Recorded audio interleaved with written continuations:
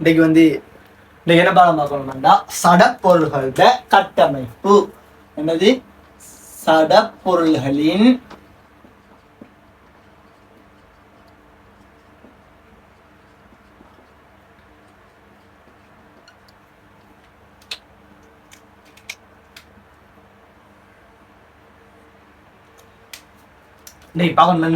இந்த சடப்பொருள்களோட கட்டமைப்பு. இதானது 3வது பாடம், சடப்பொருள்களோட கட்டமைப்பு. அதுல சடப்பொருள்களோட கட்டமைப்பு அது பாக்குறதுக்கு முன்னுக்கு சடப்பொருள் சடப்பொருள் என்ற என்ன? சடப்பொருள் என்ன? சடப்பொருள் என்ற என்ன?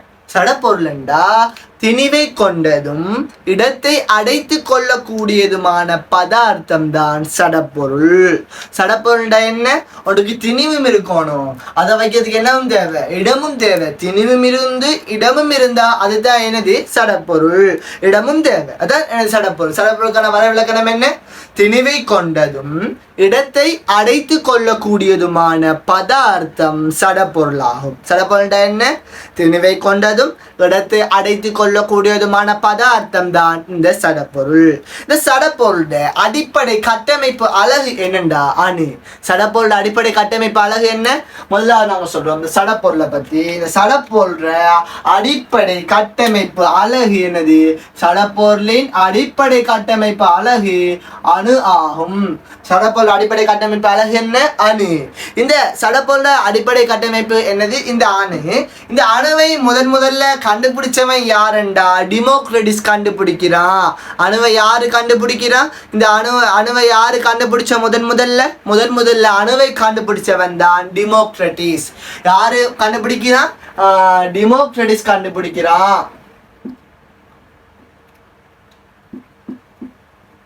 டிமோக்ரிட்டஸ்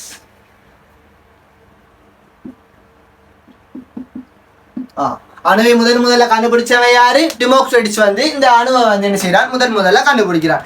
சடப்பொருள் என்ன பார்த்தோம்? திணிவை கொண்டதும் இடத்தை அடைத்து கொள்ளக்கூடியதுமான பதார்த்தம் தான் என்னது? இந்த சடப்பொருள். இந்த சடப்பொருளுக்கு தானே அதை அதோட அடிப்படை கட்டமைப்பு அழகு என்ன? சடப்பொருளோட அடிப்படை கட்டமைப்பு அழகு என்ன? அணு.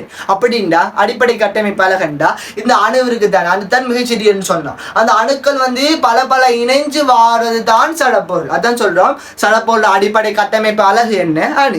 இந்த ஒரு பொருள் எடுத்தோம்னா அதான சோக்க எடுத்தோம்னா சோக்க பிரிச்சு வந்தா சிறிய ஒரு துணிக்கை வரும். அந்த துணிக்கைக்கு பேர் தான் என்ன சொல்றான்? அணு. அந்த ஒரு துணிக்கை தான் பல சேர்ந்து தான் அந்த சோக்கு உருவாகிற மாதிரி தான் அதான் சடப்பொருள். சடப்பொருள் என்ன? சடப்பொருள் அடிப்படை கட்டமைப்பு அழகு என்ன? அணு. அந்த அணுக்கள் பல இணைஞ்சு உருவாகினது தான் சடப்பொருள். நாங்கள் அந்த வர விளக்குறது என்ன செய்யலாம்? மாத்தியும் சொல்லலாம். அணுக்கு தானே அந்த அணுக்கள் என்ன செய்யுது? பல இணைஞ்சு உருவாகு. சோக்கிட்ட ஒரு துணிக்கை எடுத்தோம்னா ஒரு சோக்கு எடுத்தோம், சோக்கை உடச்சு வந்தா இறுதியா ஒரு துணிக்கை மிச்சம். அந்த ஒரு துணிக்கைகள் பல இணைஞ்சு வாரத்தான் ஒரு வெண்கடி சோக்கா இருக்கு. அதுதான் என்னது? அதான் ஒரு சடப்பொருள். சோக்கன்னது ஒரு சடப்பொருள் தான். திணிவு இருக்குது, இடத்தை எடுத்துக் கொள்ளுது. அப்ப சடப்பொருளா இல்லையா? அது ஒரு சடப்பொருள். அதான் சடப்பொருளுக்கான வரைவிலக்கணம் திணிவை கொண்டதும் இடத்தை அடைத்து கொள்ளக்கூடியதுமான பதார்த்தம் தான் என்னது? இந்த சடப்பொருள். சரியா? சடப்பொருள் அடிப்படை கட்டமைப்பு அழகு என்ன? அணு. என்ன? அணுத்தான் எனது மிக சிறியது. சோக்க பிரிச்சு பார்க்கலாம், மிக சிறியது என்ன இருக்குது? அணு இருக்குதுன்னு கண்டுபிடிக்கிறாங்க. அப்ப அணுத்தான் மிக சிறியது. எனவே சடப்பொருள் அடிப்படை கட்டமைப்பு அழகு என்னது? அணு. யாரு சொன்னா? டிமோக்ரிட்டஸ் கண்டுபிடிக்கிறான். யாரு கண்டுபிடிக்கிற? டிமோக்ரிட்டஸ் கண்டுபிடிக்கிறான். யாரு கண்டுபிடிச்ச? டிமோக்ரிட்டஸ் கண்டுபிடிக்கிறான். என்னது?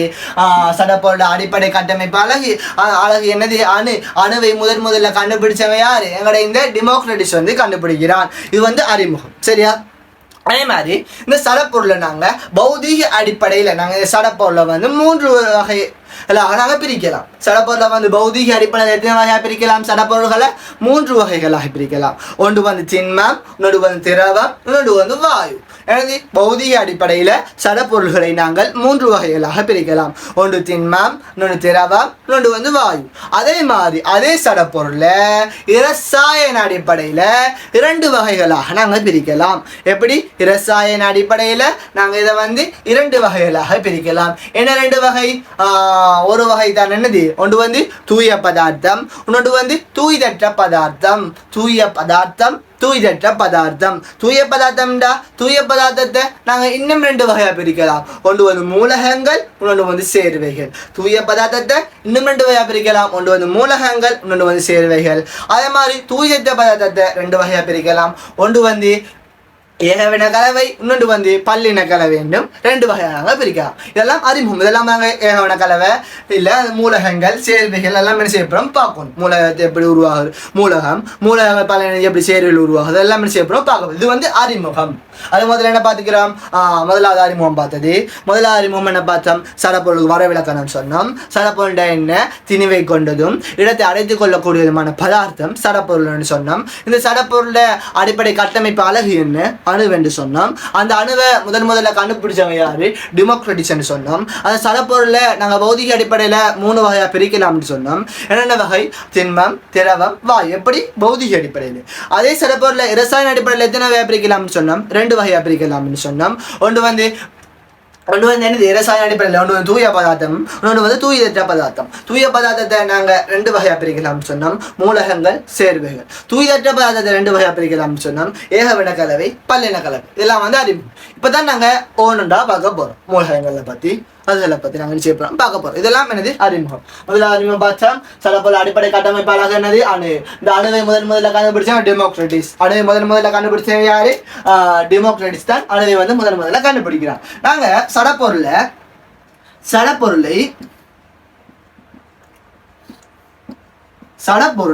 பௌதீக அடிப்படையில்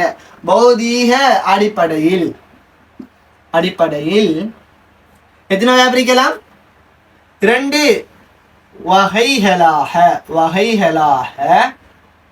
வகைகளாக பிரிக்க முடியும்.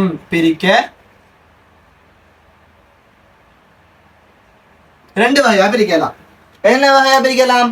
இல்லை, சடப்பொருள்ல பௌதிக அடிப்படையில் எத்தனை வகை? 3 வகை. நாங்கள் அப்படின்னு சொன்னோம். சடப்பொருள்ல பௌதிக அடிப்படையில் 3 வகை. இரசாயன அடிப்படையில் தான் 2 வகைன்னு சொன்னோம். சடப்பொருள்ல பௌதிக அடிப்படையில் எத்தனை வகையாக பிரிக்கலாம்? 3 வகை. என்னென்ன 3 வகை? ஒன்று வந்து திண்மம், இன்னொரு 2வது திரவம், 3வது வாயு என்று 3 வகைகளாக நாங்கள் இதன் அடிப்படையில் பிரிக்கலாம். பௌதீக அடிப்படையில் நாங்கள் 3 வகையாக பிரிக்கலாம். அதே நாங்கள் இரசாயன அடிப்படையில் சடப்பொருளை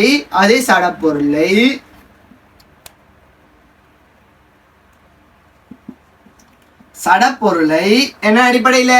இரசாயன அடிப்படையில் இரசாயன அடிப்படையில் எத்தனை வகை பிரிக்கலாம்? இரசாயன அடிப்படையில் தான் நாங்கள் 2 வகையாக பிரிக்கலாம். பௌதிக அடிப்படையில் 3, இரசாயன அடிப்படையில் 2 வகைகளாக பிரிக்க முடியும். சரியா? சரி, எத்தனை வகையாக பிரிக்கலாம்? இரசாயன அடிப்படையில் 2 வகையாக பிரிக்கலாம். ஒன்று வந்து என்னது? 1வது வகை என்னது? ஒன்று வந்து என்னது? தூய பதார்த்தம். ஒன்று வந்து என்னது? தூய பதார்த்தம். சரியா? இன்னொரு வகை என்னது? 2வது வகை தூய்தற்ற பதார்த்தம். தூய்தற்ற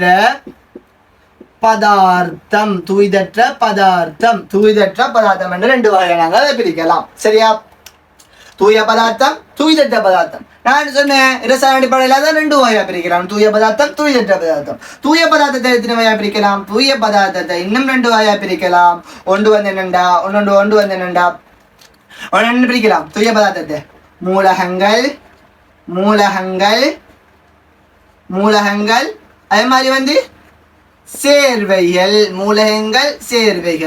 தூயத்த பதார்த்தத்தை எத்தனை வகையாக பிரிக்கலாம்? தூயத்த பதார்த்தம் என்னது? கலவை எத்தனை வகையாக பிரிக்கலாம்? 2 வகையாக பிரிக்கலாம். என்னென்ன? ஏகவின கலவை,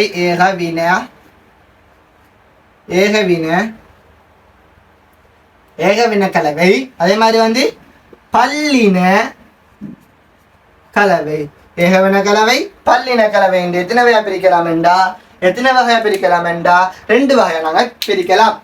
சரியா? இவ்வளவு தான் என்னது? அதுக்கான ஒரு அறிமுகம். இவ்வளவுதான் நாங்கள் பார்த்த அறிமுகம். இது வரைக்கும் பார்த்த அறிமுகம் என்னது? அணுவை முதல்ல கண்டுபிடிச்சவன் யாரு? அணுவை முதல்ல கண்டுபிடிச்சவன் டெமோக்ரட்டிஸ் கண்டுபிடிக்கிறான். சடப்பொருள் அடிப்படை கட்டமைப்பு அழகு என்ன? அணு. இந்த அணுவை நாங்கள் நாங்கள் என்னது சடப்பொருளில் வந்து நாங்கள் பௌதீக அடிப்படையில் எத்தனை வகையாக பிரிக்கலாம்? 3 வகையாக பிரிக்கலாம். திண்மம், திரவம், வாயு. ரசாயன அடிப்படையில் 2 வகையாக பிரிக்கலாம்னு பார்த்தோம். என்ன வகை? தூய பதார்த்தம், தூய்தற்ற பதார்த்தம். தூய பதார்த்தத்தை 2ஆ பிரிக்கலாம். மூலகங்கள், சேர்வைகள். தூய்தற்ற பதார்த்தத்தை 2ஆ பிரிக்கலாம். ஏகவின கலவை, பல்லின கலவைன்னு பார்த்தோம். சரியா? மூலகங்கள் என்னென்ன மூலகங்கள் சொல்லலாம்? மூலகங்கள் சொல்லண்டா என்னது? சோடியம், இதெல்லாம் sodium, magnesium, aluminium, silicon, phosphorus, இதெல்லாம் என்னது? மூலகங்கள். பந்தகம், குளோரின், இதெல்லாம் என்னது? மூலகங்கள். இதெல்லாம் பார்க்க போறோம். மாவட்ட டேபிளில் வர மூலகங்கள்லாம் பார்க்க போறோம். அடுத்து என்னது? மூலம் இணைஞ்சி வர என்னது? சேர்வை. சேர்வைண்டா H2O ஒரு சேர்வை. H2O என்னது? நீர். அதே மாதிரி CO2 இதெல்லாம் என்னது? ஒரு சேர்வைகள். CO2 என்னது? கார்பன் ஆக்சைடு வாயு. இதெல்லாம் என்னது? சேர்வைகள். இதெல்லாம் என்ன செய்ய போறோம்? பார்க்க போறோம். மூலங்களை வச்சு எப்படி சேர்வைகள் உருவாகுதுலாம் பார்க்க போறோம். ஒழுங்கானது அறிமுகம். சரியா? ஒழுங்கானது அறிமுகம். சரியா? சரி. இப்ப நாங்க பார்க்கணும் என்னண்டா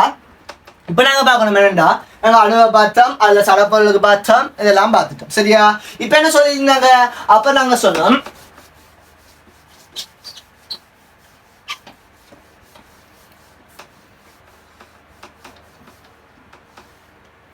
சரியா?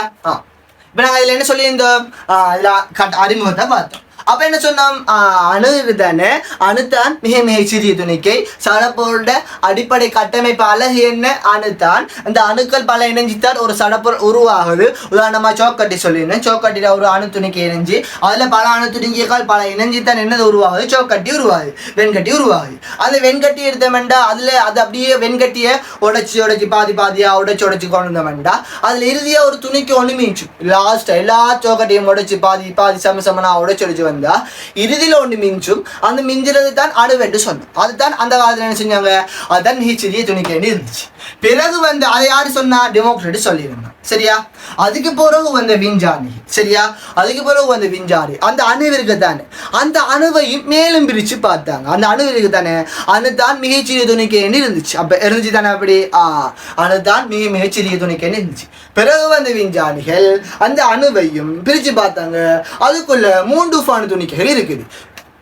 அது மாதிரி எப்படி அணு இருக்கு தானே, இந்த அணு தான் மிகச்சி சோக்கட்டி எப்படி பிரிச்சு எந்த சைடு ஒரு சடா பொருள் பிரிச்சு வராக்க இறுதியா ஒன்று மிஞ்சும். சரியா? இறுதியா ஒன்று மிஞ்சும். இதுதான் அணு வந்து ஆரம்ப காலத்துல இருந்துச்சு. சரியா? பிறகு வந்து விஞ்ஞானி என்ன செஞ்சாங்கண்டா இந்த அணு இருக்கு தானே, இந்த அணுவையும் எத்தனை வகை பிரிச்சாங்க? இந்த அணுவை பிரிச்சு பாக்குறாங்க. அதுக்குள்ள புரோத்திரன், அதே மாதிரி நியூத்திரன், இலத்திரன் எல்லாம் அதுக்குள்ள இருக்குது.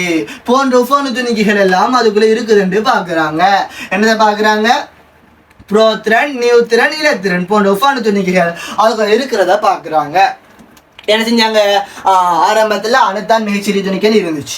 அதுக்கப்புறம் அந்த விஞ்ஞானிகள் அதை மேலும் பிரிச்சு பார்த்தாங்க. பிறகு வந்த விஞ்ஞானிகள் பிரிச்சு பார்த்தா அதுக்குள்ள 3 உபணு துணிக்கைகள் இருக்குது. எத்தனை உபணு துணிக்கைகள் இருக்குது? 3 உபணு துணிக்கைகள் இருக்குது. என்னென்ன உபணு துணிக்கைகள்? ஒன்று வந்து புரோத்திரன், இன்னொன்று வந்து நியூத்திரன், இன்னொன்று வந்து இலத்திரன் என்று 3 உபணு துணிக்கைகளை அதுல இருந்து கண்டுபிடிக்கிறாங்க. எனவே அணுவை நாங்கள் பிரிச்சு பார்த்தோம்டா அதுக்குள்ள எத்தனை உபணு துணிக்கைகள் இருக்குது? 3 உபணு துணிக்கைகள் இருக்குது. ஒன்று வந்து புரோத்திரன், அதே மாதிரி வந்து இன்னொன்று வந்து நியூத்திரன், இன்னொன்று வந்து இலத்திரன் என்று 3 உபணு துணிக்கைகளை பிறகு வந்து விஞ்ஞானிகள் என்ன செய்யறாங்க? கண்டுபிடிக்கிறாங்க. அதுல வந்து நாங்கள் சொல்றோம் முதலாவது கண்டுபிடிச்சது முதலாவது வைப்போம் புரோத்திரன் வைப்போம். புரோத்திரன். இரண்டாவது இலத்திரன். மூணாவது நியூத்திரன். சரியா? 3 உபணு துணிக்கைகள் என்ன செஞ்சாங்க? கண்டுபிடிக்கப்பட்டுச்சு. என்னென்ன உபணு துணிக்கைகள்? புரோத்திரன், நியூத்திரன், இலத்திரன் என்று 3 உபணு துணிக்கைகள் கண்டுபிடிக்கப்படுது. சரியா? இதுல வந்து இந்த 3ஐயும் ஒவ்வொரு விஞ்ஞானிகள் என்ன செஞ்சாங்கன்னா கண்டுபிடிச்சாங்க. 3ஐயும் யாரு கண்டுபிடிச்சோ ஒவ்வொரு விஞ்ஞானிகள் வந்து என்ன செய்யறாங்க? கண்டுபிடிக்கிறாங்க. புரோத்திரனை கண்டுபிடிச்சவன் யாருண்டா? புரோத்திரனை வந்து இரதபோட் என்று சொல்லக்கூடிய ஒருத்தன் கண்டுபிடிக்கிறான். யாரு கண்டுபிடிக்கான்? புரோத்திரனை கண்டுபிடிச்சவன் இரதபோட் வந்து புரோத்திரனை கண்டுபிடிக்கிறான். அதுக்கு பிறகு யாரு கண்டுபிடிக்கிறான்டா? இலத்திரனை யாரு கண்டுபிடிக்கிறான்டா? ஜே தாம்சன் வந்து இலத்திரனை கண்டுபிடிக்கிறான். அதே மாதிரி நியூத்திரனை வந்து சட்விக் வந்து நியூத்திரனை கண்டுபிடிக்கிறான். 3 விஞ்ஞானிகள் என்ன செஞ்சாங்க, ஒவ்வொரு துணிக்கைகளை கண்டுபிடிச்சாங்க. அணுவை மேலும் பிரிச்சு பார்த்தாங்க. அதுக்குள்ள 3 வகையான துணிக்கைகள் இருக்குதுன்னு கண்டுபிடிச்சாங்க. யாரு கண்டுபிடிச்ச? புரோத்திரனை கண்டுபிடிச்சவன் யாரு? ரதபோர்ட் வந்து புரோத்திரனை கண்டுபிடிக்கிறான். அதே மாதிரி இலத்திரனை கண்டுபிடிச்சவன் யாரு? ஜே தாம்சன் வந்து இலத்திரனை கண்டுபிடிக்கிறான். அதுக்கு மாதிரி நியூத்திரனை கண்டுபிடிச்சவன் யாரு? சட்விக் வந்து என்னதை கண்டுபிடிக்கிறான்டா, நியூத்திரனை வந்து சட்விக் வந்து கண்டுபிடிக்கிறான். இப்படி 3 வகையான துணிக்கைகளை 3 பேர் கண்டுபிடிக்கிறாங்க. இந்த 3 பேர் கண்டுபிடிக்கிறாங்க. யாரெல்லாம்? ரதபோர்ட். அதே மாதிரி வந்து இலத்திரனை கண்டுபிடிச்சவன் யாரு? J Thomson. அதே மாதிரி நியூத்திரனை கண்டுபிடிச்சவன் சட்விக். இந்த 3 பேர் என்னதான் கண்டுபிடிக்கிறாங்க? இந்த 3 வகையான துணிக்கைகளை கண்டுபிடிக்கிறாங்க. இந்த இலத்திரனுக்கு தானே. இந்த இலத்திரன் நாங்கள் எப்படி குறியீட்டில் எழுதுவோம்? இலத்திரனை குறியீடு இலத்திரனை ஈண்டு எழுதுவோம், இலத்திரன். அதே மாதிரி வந்து இலத்திரனா இலத்திரன் எப்படி எழுதுவோம்? ஈண்டு எழுதுவோம். அது மாதிரி புரோத்திரன் எப்படி எழுதுவோம்? ஈண்டு எழுதுவோம், புரோத்திரன். நியூத்திரனை வந்து நியூத்திரன் என்று எழுதுவோம். சரியா? இது வந்து நாங்கள் குறியீட்டில் எழுதுறோம்டா. எப்படி எழுதுறது? இதை வந்து குறியீட்டில் எழுதுறோம். எதை குறியீட்டில் எழுதுனா? புரோத்திரனை பீண்டு எழுதுவோம், இலத்திரனை ஈண்டு எழுதுவோம், நியூத்திரனை வந்து எண்டு எழுதுவோம். சரியா? இது வந்து ஸ்மால்ல தான் எழுதுவோம். சரியா? அதெல்லாம் என்னது, அது லோஃபான துணிக்கையால குறியீட்டில் எழுதுனா. சரியா? அதை கண்டுபிடிச்சவன் ரதபோர்ட். நியூத்திரனை புரோத்திரனை கண்டுபிடிச்சவன் ரதபோர்ட். இலத்திரனை கண்டுபிடிச்சவன் ஜே தாம்சன். அது மாதிரி நியூத்திரனை கண்டுபிடிச்சவன் சட்விக் வந்து என்ன செய்யறான்? என்னத்தை கண்டுபிடிக்கிறான்? சட்விக் வந்து நியூத்திரனை வந்து கண்டுபிடிக்கிறான். அதுக்கப்புறம் பார்க்கணும் இதுல திணிவு. இதுல திணிவு எத்தனை? இரதபோர்ட்ல திணிவு. இரதபோர்ட் கண்டுபிடிச்ச புரோத்திரண்ட திணிவு. புரோத்திரண்ட திணிவு எத்தனை? புரோத்திரண்ட திணிவு வந்து 1. புரோத்திரண்ட திணிவு எத்தனை? 1. புரோத்திரண்ட திணிவு எத்தனை? 1. புரோத்திரண்ட திணிவு 1 கண்டுபிடிக்கப்பட்டுச்சு. அதே மாதிரி இலத்திரண்ட திணிவு அதே மாதிரி வந்து நியூத்திரன் திணிவு 1 தான் கண்டுபிடிக்கப்பட்டுச்சு. புரோத்திரண்ட திணிவும் அதே போல நியூத்திரன் திணிவும் 1 தான் கண்டுபிடிக்கப்பட்டுச்சு. சரியா? இலத்திரண்ட திணிவானது எத்தனைண்டா 1 கீழே 1840 கண்டுபிடிக்கப்பட்டுச்சு. 1 கீழே 1840 கண்டுபிடிக்கப்பட்டுச்சு. என்னத்தை? இலத்திரண்ட திணிவு. இலத்திரண்ட திணிவு எத்தனை கண்டுபிடிக்கப்பட்டுச்சு? 1 கீழே 1840. அதாவது 1 வந்து 1840 பிரிச்சு வாரது தான் இலத்திரண்ட திணிவண்டி கண்டுபிடிக்கப்பட்டுச்சு. எப்படி? இந்த 1 தான் இந்த 1 1840 பிரிச்சு வருது. அந்த 1 வந்து 1840. அது எத்தனை சைஃபர் வரும்? பிரிச்சுட்டு வந்தா அந்த சைஃபர், அதாவது அண்ணளவா நாங்க இதை எப்படி சொல்லலாம்டா, அண்ணளவா நாங்க இதை வந்து பூஜ்ஜியம் என்று சொல்லலாம். அண்ணளவா நாங்க இதை பூஜ்ஜியம் என்று சொல்லலாம். ஆனா அது சரியான திணிவு எத்தனைண்டா 1 கீழ் 1840 தான். எத்தனை திணிவு எத்தனை? 1 கீழ் 1840. அண்ணளவா பூஜ்ஜியம் என்று சொல்லலாமே. அது பிரிச்சு வந்தா இறுதி என்ன வரப்போகுது? சைஃபர் தான். சைஃபரா வந்துட்டு வரப்போகுது. அப்ப நாங்க அப்படி சொல்லலாம். அண்ணளவா 1 சொல்லலாம். ஆனா சரியான திணிவு வந்து எத்தனை? 1 கீழ் 1840 தான் இலத்திரண்ட திணிவு. சரியா? அதுக்கு பிறகு ஏற்றம் இருக்குதானே. ஏற்றத்தை பத்தி பார்த்தோம்னா அப்புறம் ஏற்றம் இதுனா ஏற்றத்தை பத்தி பார்ப்போம். புரோத்திரண்ட ஏற்றம் என்ன? புரோத்திரனானது என்ன ஏற்றம் என்றா, புரோத்திரனானது நேரேற்றமாக காணப்படும். அதே மாதிரி இலத்திரனானது என்ன ஏற்றமாக காணப்படும் என்றா, இலத்திரனானது மறையேற்றமாக காணப்படும். அதே மாதிரி வந்து நியூத்திரனானது நேரேற்றமாகவும் மறையேற்றமாக காணப்படாது. ரெண்டுக்கும் பொதுவாக எப்படி காணப்படும் என்றா, நியூத்திரனானது நடுநிலையாக காணப்படும். நியூத்திரண்ட ஏற்றம் என்ன? நியூத்திரண்ட ஏற்றம் நடுநிலை. நியூத்திரன் எப்படி காணப்படும்? நடுநிலையாக காணப்படும். புரோத்திரன் எப்படி காணப்படும்? நேரேற்றமாக இருக்கும். இலத்திரன் எப்படி காணப்படும்? மறையேற்றமாக இருக்கும். இவ்வளவுதான் அந்த 3 வகையான துணிக்கைகள் சம்பந்தமா தெரிய வேண்டியது. சரியா? முதலாவது பார்த்தோம். என்ன பார்த்தோம்? புரோத்திரன் குறியீடு பீன்னு சொன்னோம். இங்கிலீஷ் எழுதல புரோத்திரன் எழுத போறோம். அதுல முதலாவது வாரத பீ தானே வருது புரோத்திரன். அப்ப அந்த பீ வந்து கேபிட்டல்ல சொல்லாம ஸ்மால்ல சொல்லுவோம். சரியா? அப்ப புரோத்தன குறியீடு பி. அதே மாதிரி வந்து அதோட ஏற்றம் என்னது புரோத்தனோட ஏற்றம் நேரேற்றம். புரோத்தனை கண்டுபிடிச்சவன் யாரு இரதபோட் வந்து புரோத்தனை கண்டுபிடிக்கிறான். புரோத்தனோட திணிவு என்ன ஒன்று பார்த்தோம். அதே மாதிரி பார்த்து அதுக்கு பிறகு பார்த்தது என்னது இலத்திரன் பார்த்தோம். இலத்திரன் எப்படி இலத்திரன் குறியீடு என்னது ஈன்னு சொன்னோம். இலத்திரன் குறியீடு அதில் ஏற்றம் வந்து மறையேற்றம் சொன்னோம். இலத்திரன் திணிவு வந்து ஒன்றை வந்து 1840 பிரிச்சு அதாவது அன்னளவாக நாங்கள் ஒன்றுக்கு சமன்னு சொன்னோம். ஆனால் சரியான திணிவு ஒன்றுங்கில் 1840 தானு சொன்னோம். இலத்திரனை கண்டுபிடிச்சவன் யாரு தோம்சன் இலத்திரனை கண்டுபிடிச்சாங்கன்னு சொன்னோம். அதுக்கு பிறகு பார்த்தா நியூட்ரனை கண்டுபிடிச்சவன் யாரு நியூட்ரனை வந்து சட்விக் வந்து கண்டுபிடிக்கிறான்னு சொன்னோம். நியூட்ரனோட திணிவு வந்து என்ன நியூட்ரன் திணிவு வந்து ஒன்று தான் சொன்னோம். நியூட்ரன் திணிவு ஒன்று தான் கண்டுபிடிச்சவன் சட்விக். நியூட்ரனோட குறியீடு வந்து என் என்று சொன்னோம். நியூட்ரன் எழுதுறதால என்று சொன்னோம். அதே மாதிரி வந்து இந்த நியூட்ரனுக்கு தானே இந்த நியூட்ரனுடைய ஏற்றம் என்ன ஏற்றம் என்றால் நேரற்றமாகவோ மறையேற்றமாக இருக்காது. நியூட்ரன் ஏற்றம் என்னது நடுநிலையாகத்தான் இந்த நியூட்ரன் ஏற்றம் இருக்கும் என்று சொன்னோம். சரியா இதெல்லாம் வந்து ஒரு அறிமுகம். சரியா அதே மாதிரி நாங்கள் ஒன்று பார்க்கணும் என்னண்டா இந்த அணு இருக்குதானே அந்த அணுவை பிரிச்சு பார்த்தாங்க. அணுட மத்தியில அணுட மத்தியில என்ன காணப்படுமா அணுட மத்தியில என்ன இருக்குதா அணுட மத்தியில கரு ஈக்குதாம். அதை சுத்தி என்ன ஈக்குதாம் இலத்திரன்கள் ஈக்குதாம். அணுல மத்தியில என்ன ஈக்குதாம் அணுல மத்தியில கருவும் அதனை சூழ இலத்திரன்களும் காணப்படுமா. அணு ஈக்குதானே அணுல மத்தியில என்ன இருக்குது கருவாம். கருவை சூழ என்ன காணப்படுமா இலத்திரன்களும் காணப்படுமா. சரியா இப்ப எங்களுக்கு கொண்டு வரணும். இப்ப அணுவானது நேரேற்றமா அல்லது மறையேற்றமா. அணுவானது எப்படி அணுவானது நேரேற்றமா அல்லது மறையேற்றமா. அணுவானது நடுநிலையானதா.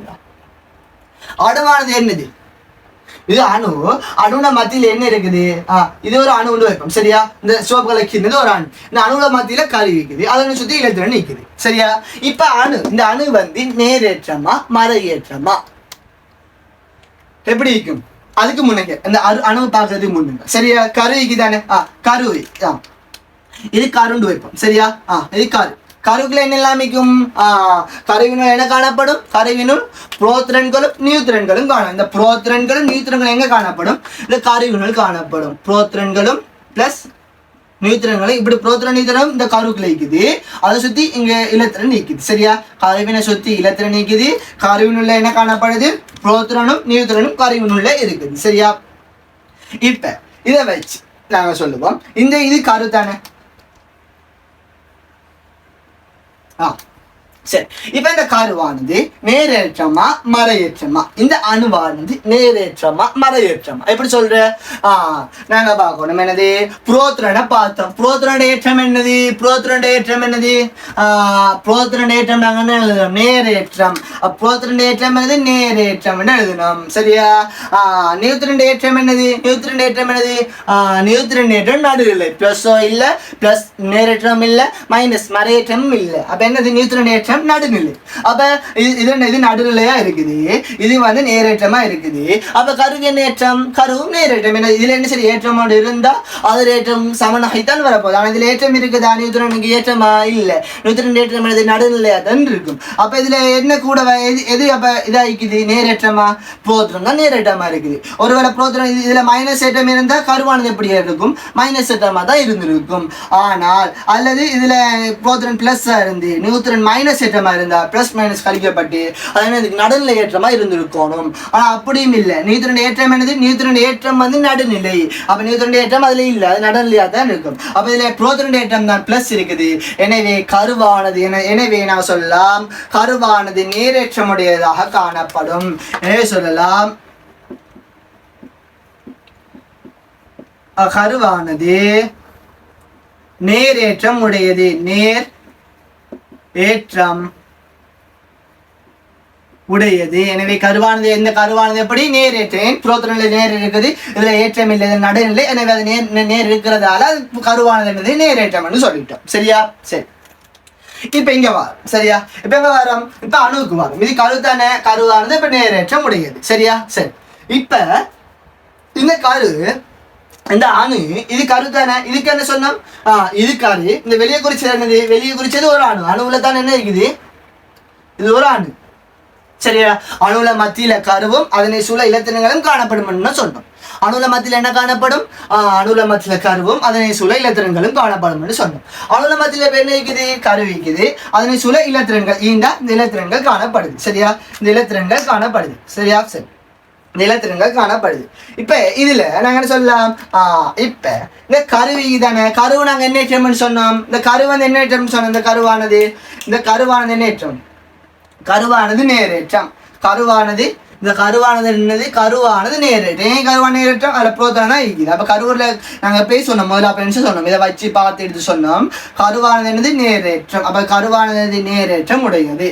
அப்போ இதில் உள்ள இந்த கருவானது என்னது? நேரேற்றம். இந்த இலத்திரன் என்னது? இந்த இலத்திரன் என்ன ஏற்றம்? இலத்திரன் ஏற்றம் நாங்கள் என்ன பார்த்தோம்? அந்த இலத்திரன் ஏற்றம் வந்து அந்த இலத்திரன் ஏற்றம் என்னது? மறையேற்றம். அப்போ இலத்திரன் ஏற்றம் என்னது? மறையேற்றம். சரியா?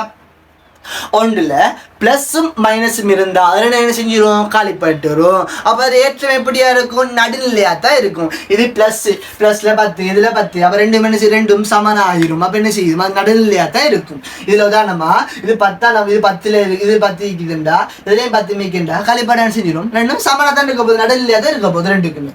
என்னது? இதில் ப்ளஸ் மிக்குது மைனஸும் இருக்குது, அப்போ ரெண்டும் இருக்கிறதால அது எப்படி காணப்படும் என்றா அது நடுநிலையாக தான் காணப்படும். இந்த அணுவில் என்னெல்லாம் இருக்குது? அணுவில் நேரேற்றமுடைய பிளஸ் நேரேற்றம் இருக்குது. அணுவில் என்னெல்லாம் இருக்குது? நேரேற்றமுடைய கருவானது நேரேற்றம். அப்போ கரு மத்தியில் இருக்கிறதால கருவில் நேரேற்றமும் இருக்குது. அதனை சுற்றி இலத்திரங்கள் காணப்படுறதால வெளியில் உள்ள இலத்திரன்கள் ஏற்றம் மறையேற்றமும் இருக்குது. அப்போ நேரேற்றமும் மறையேற்றம் இருக்கிறதுனால அணுவானது எவ்வாறு இருக்கும் என்றா நடுநிலையாகத்தான் இருக்கும். அப்போ நாங்கள் இதில் சொல்லலாம், அணுவானது எப்படி இருக்குமாம்? அணுவானது நடுநிலையாக காணப்படுமாம். நடுநிலையாக காணப்படுமாம். சரியா? அணுவானது எப்படி காணப்படுமாம்? நடுநிலையாக காணப்படுமாம். அவ்வளவுதான் இதுக்கான அறிமுகம். சரியா? புரோத்தனை கண்டுபிடிச்சவன் யாரு? புரோத்தனை கண்டுபிடிச்ச கண்டுபிடிக்கிறா குறியீடு பி, அது மாதிரி ஏற்றம் நேரேற்றம். இலத்திரனை கண்டுபிடிச்சவன் யாரு? ஏ தாம்சன். குறியீடு இ, ஏற்றம் மறையேற்றம் சொன்னோம். சரியா? நியூத்திரனை கண்டுபிடிச்சவன் சட்வி கண்டுபிடிக்கிறான். அவனுடைய ஏற்றம் எனது நடுநிலையாக இருக்கும் என்று சொன்னோம். திணி வந்து 1 என்று சொன்னோம். சரியா? அப்புறம் சொன்னோம் கருவானது நேரேற்றமாக இருக்கும். அதே மாதிரி வந்து அணுவானது எப்படி என்றா நடுநிலையாக இருக்கும் என்றும் சொன்னோம். எனது கருவானது நேரேற்றமுடையதாக இருக்கும். அணுவானது எப்படி என்றா நடுநிலையாக இருக்கும் என்று சொன்னோம். அதற்கான காரணங்களும் சொன்னோம். சரியா? சரி, இதுக்கு போல நாங்கள் பார்க்க போகிறோம். ஒவ்வொரு ஆக்கள் என்ன செஞ்சாங்க? அணுவை பற்றி ஒவ்வொரு கல கொள்கைகளை முன் வச்சாங்க. அது என்னென்னு பார்க்க போகிறோம். ஒவ்வொரு ஆக்கள் என்ன செஞ்சாங்க? ஒவ்வொரு கல கொள்கைகளை வந்து முன் வச்சாங்க. அந்த கல கொள்கைகளை தான் நாங்கள் என்ன செய்ய போகிறோம்? இப்போ பார்க்க போகிறோம். என்னென்ன கல கொள்கைகள் இருக்குது? 3 கல கொள்கைகள் இருக்குது. கல கொள்கையை விட அணு பற்றி ஒரு மாதிரி உருவம்னு சொல்லலாம். மாதிருக்கள்.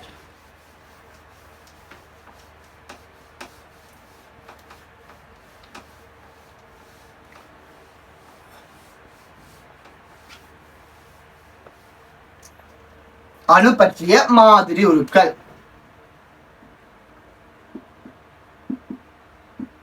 அணு பற்றிய மாதிரி உருக்கள்.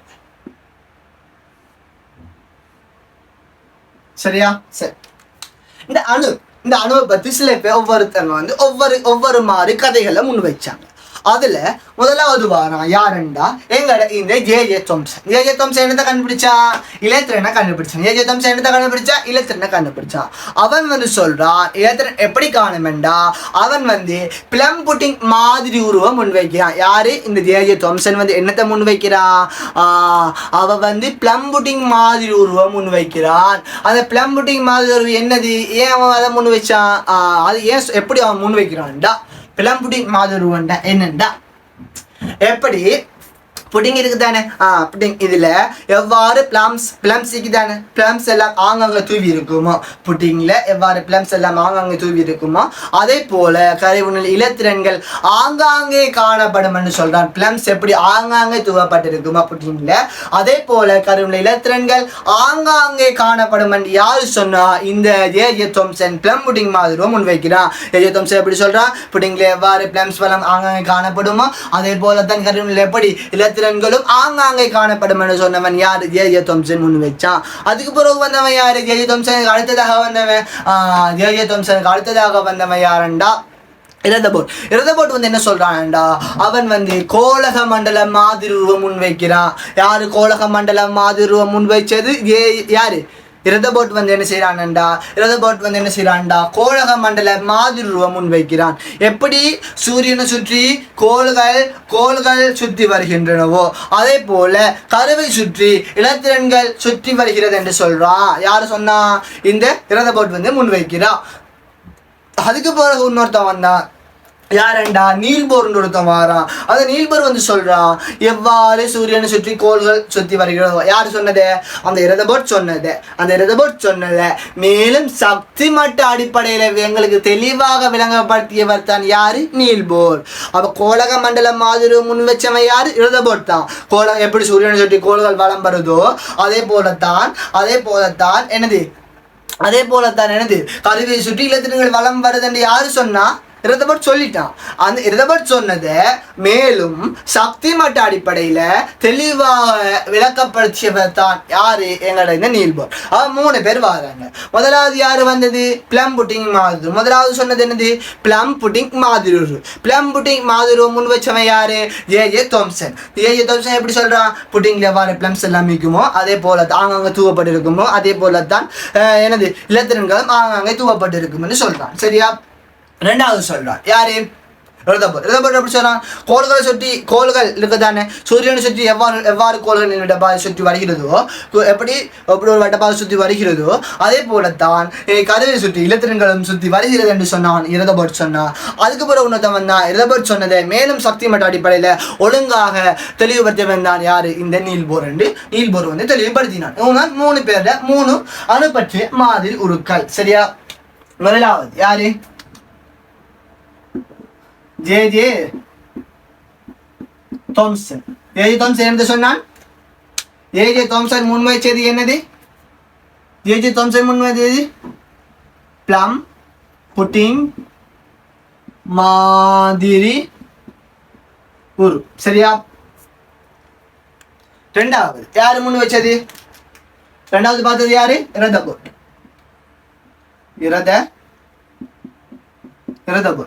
என்ன சொன்னா?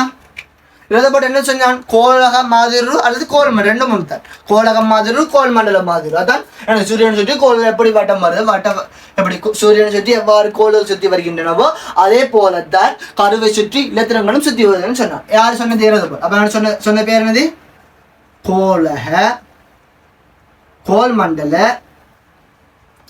கோல்மண்டல அல்லது கோல்மண்டல மாதிரி அல்லது கோலக மாதிரி, ரெண்டும் ஒண்ணுதான். கோல்மண்டல அல்லது கோலக மாதிரி ஒரு கோலக அல்லது கோல்ம. எப்படி சொல்றான்? அவன் சொன்ன என்ன சொன்ன அவன் சூரியனை சுற்றி கோள்கள் நீள்வட்ட பாதையில்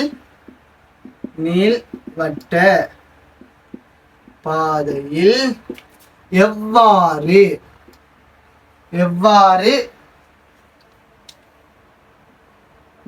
வலம்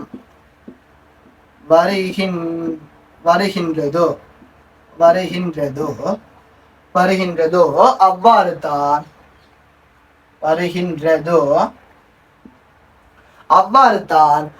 தான் எப்படி கருவை அவ்வாறு தான் வருகின்றதோ அவ்வாறு தான் கருவை சுற்றி எப்படி நீள்வட்ட பாதையில்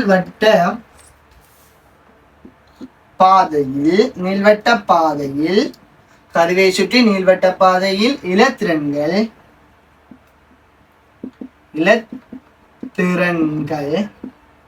வலம் வருகிறது என்றான். வலம் வருகிறது என கூறினான். யாரு முன் வச்ச? அவனுடைய பேர் என்னது? இரதபோர் தான் பார்த்தோம். ஏயோ தாம்சன் என்ன சொன்னா பிளம் புடிங் மாதிரி சொன்னான். சரியா? இரதபோர் என்ன சொன்னா கோணக அல்லது கோல் மண்டலம் மாதிரி முன் வச்சான். எப்படி சொன்னான்? எப்படி சூரியனை சுற்றி கோள்கள் எவ்வாறு சூரியனை சுற்றி கோள்கள் நீள்வட்ட பாதையில் வலம் வருகின்றதோ, எப்படி சூரியனை சுற்றி கோள்கள் நீள்வட்ட பாதையில் வலம் வருகிறதோ அதே போலதான் எந்த வடிவில் கருவை சுற்றி இலத்திரன்களும் அதனுடைய எந்த பாதையில நீள்வட்ட பாதையில வலம் வருது என்று சொல்றான். கருவை சுற்றி நீள்வட்ட பாதையில இலத்திரன்களும் வலம் வருது என்று சொல்றான். யாரு சொன்னா? இரதபோட் தான் சொல்றான். யாரு ரெண்டாவது சொன்னது கொள்கை? இரதபோட்ற கொள்கை. அது உண்மையான கொள்கை தான். இரதபோட் சொன்னது உண்மையான கொள்கையாண்டா? இரதபோட் சொன்னதும் என்னது? உண்மையான கொள்கை தான். சரியா? மூணாவது ஒருத்தன் வாரா. யாரு? மூணாவது வாரம் என்ற பேர் என்ன? மூணாவது சொன்னது யாரு? நீல்போர் வாரா. மூணாவது யாரு வந்தது? நீல்போர்.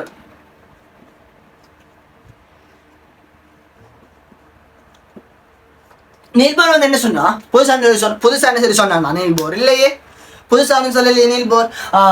இந்த இரதபோட் சொன்னது மேலும் சக்தி மட்ட அடிப்படையில ஒழுங்காக தெளிவுபடுத்தியவன் நான் யாரு? எங்கட இந்த நீல்போர் என்ன சொன்னான்? அவன் சொன்னதை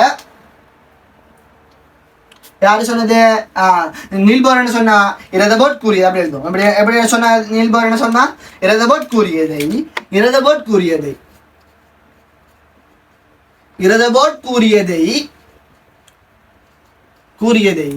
மேலும் சக்தி மட்ட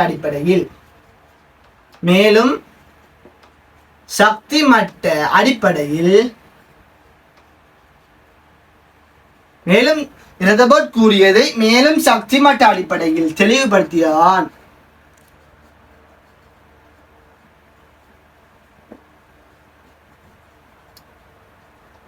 யார் தெளிவுபடுத்தினா? நீல்போர். அப்ப எங்களுக்கு அணு பற்றிய மாதிரிகள் 3 தான் தேவை. என்னென்ன 3 தேவை?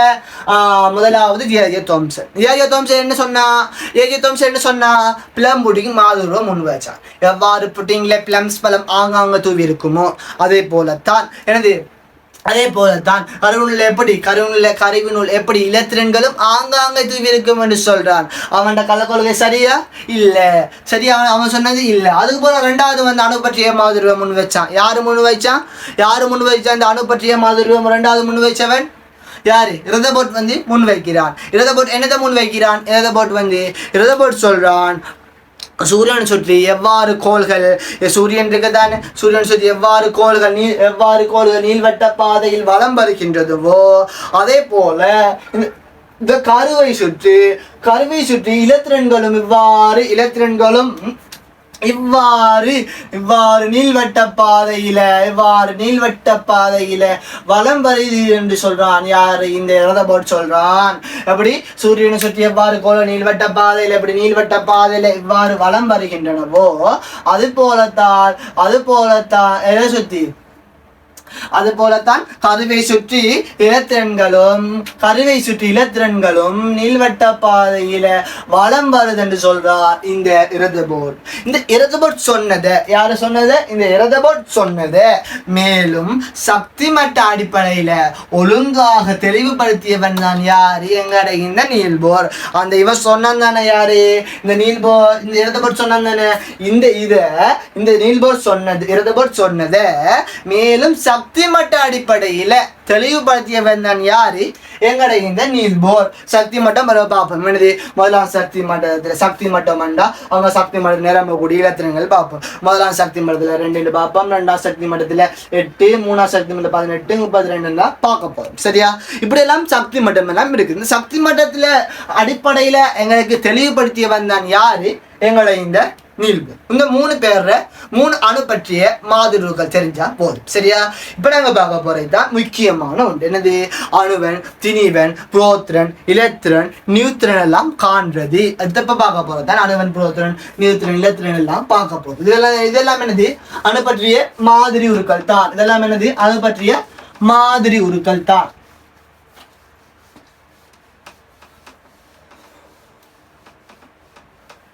இப்ப பார்க்க வேண்டியது என்னன்னா அணுவன் சம்பந்தமா இப்ப பார்க்க போறோம். அணுவன், திணிவன், புரோத்திரன், நியூத்திரன், இலத்திரன்கள் எவ்வாறு காண்றது? சரியா? அதுக்கு முன்னுக்கு அணுவன் என்றால் என்ன? முதலாவது பார்ப்போம். அணுவன் என்றால் என்ன? அணுவன் என்றால் என்ன? அணுவன் என்றால் என்ன? புரோத்திரன்கள எண்ணிக்கை. அணுவன் என்றால் என்ன? புரோத்திரன்களின் எண்ணிக்கை. அதே மாதிரி வந்து திணிவன் என்றால் புரோத்திரன்களினதும், அதாவது புரோத்திரன்களினதும், அதே மாதிரி வந்து நியூத்திரன்களது எண்ணிக்கை. இது வந்து புரோத்திரன்கள் எண்ணிக்கை. திணிவன் என்றால் புரோத்திரனையும் நியூத்திரனையும் கூட்டி வாரது திணி. சரியா? சரி, இப்படி ஒரு மூலகம் ஒன்று இருக்குது. இது மூலகம் அல்ல, இப்படி ஒன்று எழுதணும். இப்படி ஒரு மூலகம் ஒன்று இருக்குதுண்டா. சரியா?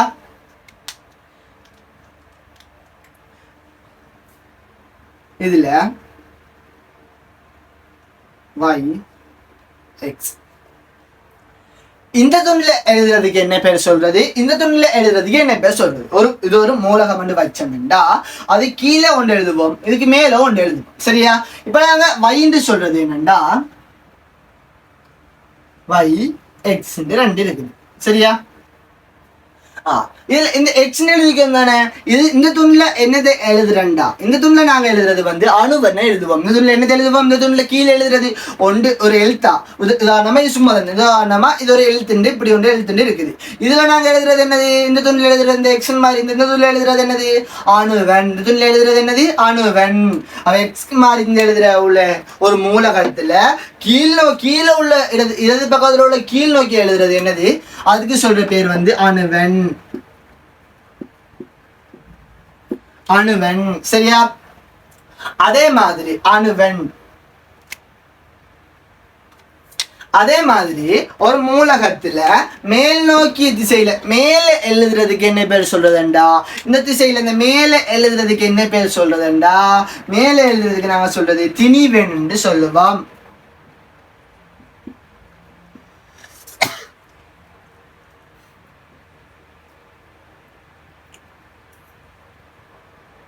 என்னது? திணிவன்.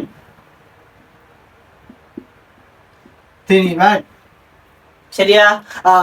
திணிவன் எப்படி? இதுல மேல ஒரு மூலகம் இப்படி வராது, ஒரு என்ன சரி எழுத்து போட ஒரு மூலகம் கொண்டு வரும். அந்த மூலகத்துல கீழே எழுதுறது என்னது?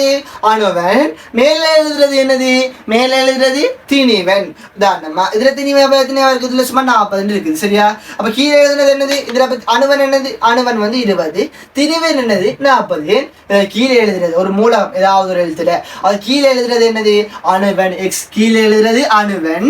ஒன்றுல மேல எழுதுறது என்னது? திணிவன். மேல் நோக்கி இருந்தா திணிவன், கீழே இருந்தா கீழே இருந்து போகும். அப்ப ஆனாத்தின கீழே இருந்து போகுது ஆனாவாண்டி. அப்ப கீழே இருந்து போகல. பெஸ்ட்டுக்கு இருக்கிறது என்னது? பெஸ்ட்டுக்கு நாங்க ஆனா கீழே உள்ளது என்னது? அணுவன். மேல உள்ளது என்னது? திணிவன் வைப்போம். சரியா? இது தெரிஞ்சா அங்கிட்டு போறோம் நாங்க லேசா பார்க்கலாம். சரியா? ஒரு மூலகம் உதாரணமா சரியா? உதாரணமா இதுல 11, 23 தந்தானண்டா. இதுல அணுவன் எத்தனையா இருக்கலாம்? அணுவன் இப்ப கேளையா இதனுடைய அணுவன் யார் பார்த்தோன்னு சொல்லணும். என்னது? அணுவன் எங்க எழுதுவோம்? அணுவன்டா. இந்த துணில எழுதுறது என்னது? இந்த துணில எழுதுறது அணுவன். அப்ப இத கேள்வி வந்து அணுவன் யார்? அப்ப இந்த துணில பாருங்க, இந்த மூலகத்துல இந்த துணில எழுதுறது என்னது? அணுவன். அப்ப இதுல அணுவன் எத்தனை? 11. இந்த துணில எழுதுறது என்னது? திணிவன். அப்ப இந்த துணில எழுதுறது என்ன? திணிவன். அப்ப இதுல திணிவன் எத்தனை? 23. அணுவன் 11, திணிவன் 23. இப்போ ஒவ்வொரு மூலகத்துக்கும் மாறுபடும். சரியா? இது ஃபர்ஸ்ட்டுக்கு அணுவன் எழுதுறது, திணிவன் எழுதுறது. சரியா? சரி, அதுக்கு பிறகு நம்ம முன்னாடி பார்க்கணும் முக்கியமானதுதான் இந்த அணுவன். இந்த அணுவன் சமன் என்னது?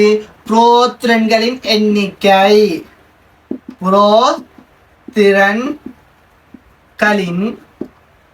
அணுவன் சமன் புரோத்திரன்களின் எண்ணிக்கை சமன்.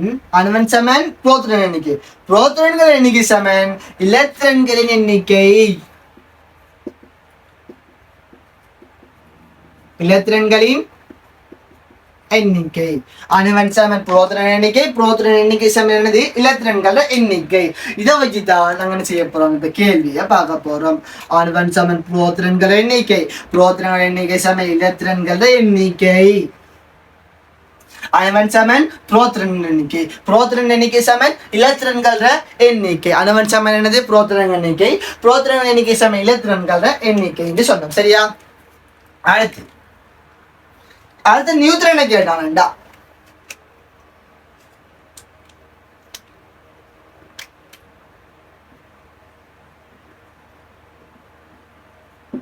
நியூட்ரன் சமன் நியூட்ரனை கேட்ட என்ன செய்வோம்? திணிவன்ல இருந்து புரோத்ரனை கழிக்க போறோம்.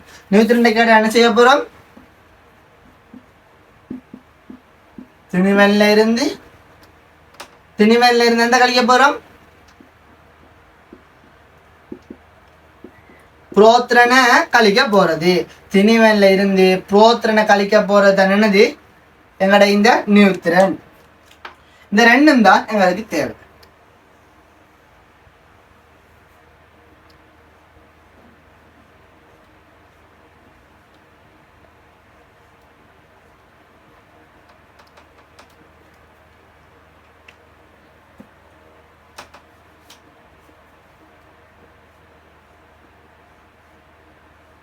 சரியா?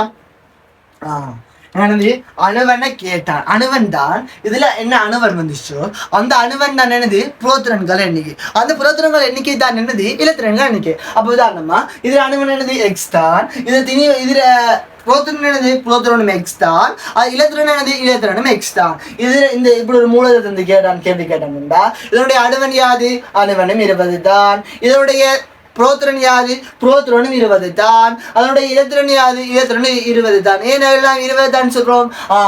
அணுவன்ற எண்ணிக்கை தான் புரோத்திரண்ட எண்ணிக்கை சமன் ரெண்டும். புரோத்திரண்ட எண்ணிக்கை தான் இலத்திரண்ட எண்ணிக்கை சமன். இது மூன்றுமே ஒரே மாதிரி தான் விட வரப்போகுது. அணுவன்ற எண்ணிக்கை 1 தான், புரோத்திரன் எண்ணிக்கை 1 தான், இலத்திரன் எண்ணிக்கை 1 தான். இது மூணுமே 20 அணுவன் 20, புரோத்திரன் 20, இலத்திரனும் 20. சரியா? சரி. அடுத்து திணிவன் சொன்னான். மேல எழுதுறது திணிவன், மேல எழுதுறது திணிவன், திணிவை இதுல திணிவன் 40 சொன்னான். இப்ப நியூட்ரனை கேட்டானண்டா. அடுத்து ஒன்று தான் புதுசா ஒன்று தான் நியூட்ரனை கேட்டானண்டா. இந்த திணிவன்க்கு தானே மேல திணிவன்ல இருந்து புரோத்திரனை கழிச்சு வாருது. புரோத்திரனை கழிச்சு வாரு. திணிவன்ல இருந்து புரோத்திரனை கழிச்சு வாருது. திணிவன் திணிவன் 40. 40ல இருந்து புரோத்திரனை கழிச்சமெண்டா. 40ல இருந்து 20 கழிச்சமெண்டா. இதுனா வரப்போது நியூட்ரன் வந்து 20 தான் வரப்போகுது. 40 20 கழிச்சமெண்டா 20 தான் வரப்போகுது. உதாரணமா இது 60 இருந்தா இது வந்து 20 இருந்தா கழிச்சு வர்றது 60 20 கழிச்சா 42 வரப்போகுது. சரியா? 42 வரப்போகுது. திணிவன்ல இருந்து என்னத்தை கழிக்க போறா? திணிவன்ல இருந்து என்னத்தை கழிக்க போறா? புரோத்திரனை கழிக்க போறோம். புரோத்திரன்டா என்ன? அணுவன்டா என்ன? இலத்திரன். எல்லாமே ஒண்ணுதான். சரியா? திணிவன்ல இருந்து என்னத்தை கழிக்க போறது? புரோத்திரனை கழிச்சு வருது. விளங்கிச்சா? இதுல என்ன செய்ய போறோம்? அடுத்துக்கு போக போறோம். அணுவன் சமன் புரோத்திரன் எண்ணிக்கை, புரோத்திரன் எண்ணிக்கை சமன் இலத்திரன் எண்ணிக்கை. நியூட்ரன் சமன் திணிவன்ல இருந்து புரோத்திரனை கழிச்சு வருது. சரியா?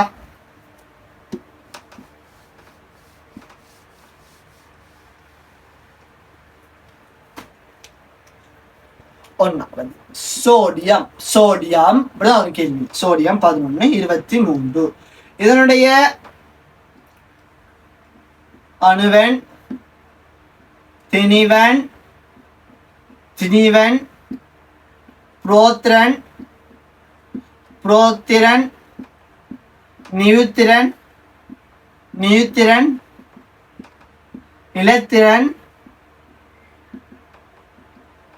இலத்திரன் யாது? அணுவன் யாது? திணிவன் யாது? இப்படிதான் வரப்போகுது. இப்ப நான் இந்த இதை பற்றி சொல்லணும். அணுவன் சமனது புரோத்திரன் எண்ணிக்கை, புரோத்திரன் சமனது இலத்திரன் எண்ணிக்கை, நியூட்ரன் சமனது திணிவன்ல இருந்து அணுவனை வந்து கழிச்சு வர்றது தான் நியூட்ரன். சரியா? சரி. இப்ப இது அணுவன் என்னவா இருக்கும்? இதனுடைய அணுவன் யார்? ஒரு மூலகத்துல அணுவன் என்ன சொன்ன இங்க எழுதுறது எக்ஸ் வைண்டா. இதுல எக்ஸ் என்னது? எக்ஸ் தான் அணுவன். வைத் தான் என்னது? திணிவன். சரி. இப்போ ஒரு மூலம் தந்திக்கிறான். சோடியம் 11 23 தந்திக்கிறான். இதெல்லாம் தருவோம். சரியா? தந்தி கேட்கிறான். இதனுடைய அணுவன் யாது? அணுவன் என்ன செய்யற? அணுவன் எங்கன எழுதுற? இது அணுவன் எங்கன எழுதுற? கீழ் நோக்கி எழுதுறது என்னது? கீழ் நோக்கி இந்த எழுதுறதுல அணுவன். அப்ப இதனுடைய அணுவன் என்னது? இதனுடைய அணுவன் 11. இதனுடைய அணுவன் என்னது? அணுவன் 11. இதனோட திணிவன் எங்க எழுதுறது? திணிவன் வந்து மேல எழுது. மேல என்ன எழுதப்பட்டிருக்கு? ஒரு மூலகத்துக்கு மேல 23 எழுதப்பட்டிருக்கு. அதாவது திணிவன் என்னது? திணிவனும் 23 தான். அடுத்த கேள்வி என்ன கேட்கிறார்? புரோத்திரண்ட எண்ணிக்கை யாது? அணுவன் சமன் புரோத்திரன் எண்ணிக்கை. புரோத்திரன் எண்ணிக்கை சமன் இலத்திரன் எண்ணிக்கை. புரோத்திரன் அணுவன் எத்தனை வந்துச்சு? 11. புரோத்திரன் எத்தனை வரும்? அதே 11 தான் வரப்போகுது. நியூத்திரன் எத்தனை வரப்போகுது? அடுத்த நியூத்திரன் கேட்கிறான். அடுத்த நியூத்திரனுக்கு என்ன செய்ய போறோம்? நியூத்திரன்டா என்ன? நியூத்திரனை கேட்டாங்கண்டா திணிவன்ல இருந்து புரோத்திரனை கழிக்க போறோம். எங்களுக்கு திணிவன் எத்தனை வந்துச்சு? திணிவன் 23, புரோத்திரன் 11. 23ல இருந்து 11 கழிச்சா எத்தனை வரப்போகுது? இது 23ல இருந்து 11 கழிச்சா 12 வரப்போகுது. 12 வரும். சரியா? இந்த திணிவன் 23, அணுவன் 11. 23ல இருந்து 11 கழிச்சோம் எத்தனை வரும்? எங்களுக்கு 12 வரும். அவர் நியூத்திரன் மட்டும் என்ன செய்ய போறோம்? மேல உள்ளதுல இருந்து கீழே கழிக்க போறோம். நியூத்திரன் கேட்டா மட்டும் தான் என்ன செய்ய போறோம்? மேல இருந்து கீழே கழிக்க போறோம். நியூத்திரன் கேட்டா மட்டும் என்ன செய்ய போறோம்? மேல இருந்து கீழே கழிக்க போறோம். 23ல இருந்து 11 கழிச்சோம்னா 12 வரும். இலத்திரன் போது இலத்திரனுக்கு என்ன செய்யற? மாறுபடும் இலத்திரன் அணுவன் 7 புரோத்திரன் எண்ணிக்கை, புரோத்திரன் எண்ணிக்கை 7 இலத்திரன் எண்ணிக்கை. அப்ப இலத்திரனும் அதே 11 தான். அதே 11 தான். சரியா? இப்படி ஒரு கேள்வி ஒன்று வரும். சரியா? அடுத்து ரெண்டாவது மெக்னீசியம் 12, 24 தந்தாங்க. சரியா? இதனுடைய அணுவன் அதே இதைத்தான் இங்க எழுதுது. இதேத்தான் இதோட அணுவனத்தின இதனுடைய அணுவனத்தின மக்னீசிய அணுவனத்தின மக்னீசியத்தின் அணுவன் எத்தனை தந்திக்கிறான்? அணுவன் அதே 12 தான். அணுவனத்தின